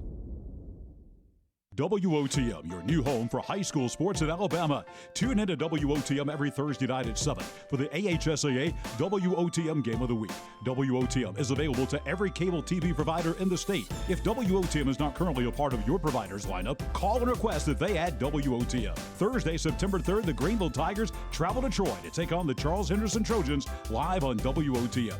WOTM is also your exclusive TV home for the Football Super 7 and basketball, baseball, and softball championships.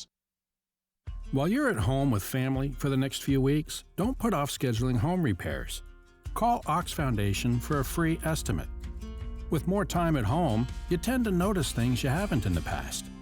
Mold and moisture in your basement or crawl space, uneven driveways, stair-step cracks in your exterior brick, uneven floors and doors. If your home is showing weakness, it's time to get strong. How strong? Ox Strong. Stay strong, Alabama. WOTM, your new home for high school sports in Alabama. Tune in to WOTM every Thursday night at 7 for the AHSAA WOTM Game of the Week. WOTM is available to every cable TV provider in the state. If WOTM is not currently a part of your provider's lineup, call and request that they add WOTM. Thursday, September 3rd, the Greenville Tigers travel to Troy to take on the Charles Henderson Trojans live on WOTM. WOTM is also your exclusive TV home for the Football Super 7 and basketball, baseball, and softball championships.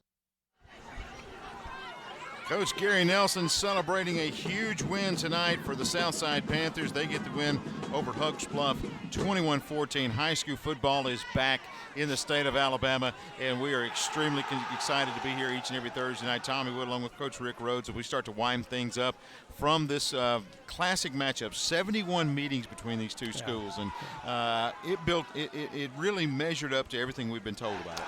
Well, there's no doubt about it. I mean, the thing that really jumps out to you about this game is how hard it was played by both sides.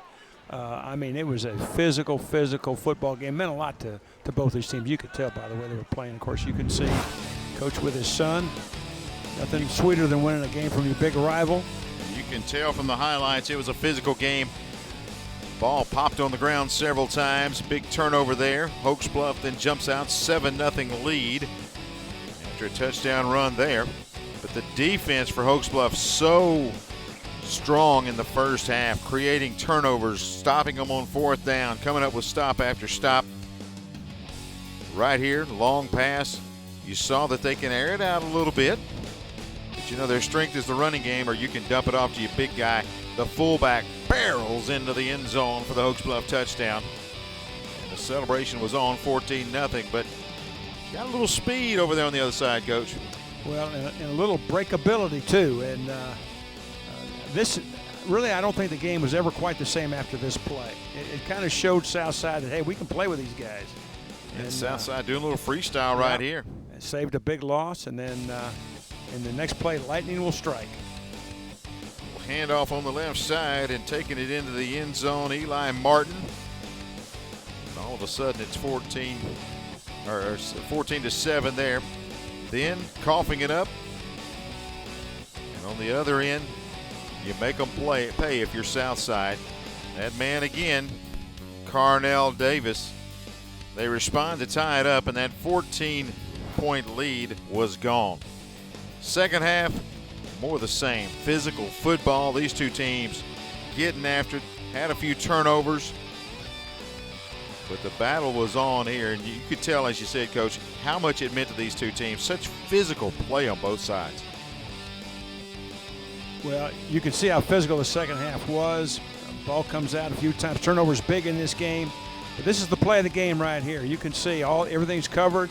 Nice little move to the outside, and the experienced senior quarterback lifts his team on his backs and takes them in for what will be the game-winning score. Some turnover problems late in the game. One last chance here coming up, but Southside brings the pressure. A late Hail Mary and almost an unusual play, and a great win for the Southside Panthers. Coach Gary Nelson wins his first game at Barney Hood Stadium, 21-14 over arch rival Hokes Bluff. They get the win tonight by a touchdown, and what a game we have seen. It's been great, Coach, and enjoyed being with you here on this Thursday night. I look forward to more high school football coming up next Thursday. Again, Greenville and Charles Henderson, our game of the week on WOTM, presented by Ox Foundations. Have a great night, everyone, and a great weekend. And high school football is back in the state of Alabama. Work so hard just to make this show. Under the lights, it's time to shine. Get your game face on, 'cause this is the big time.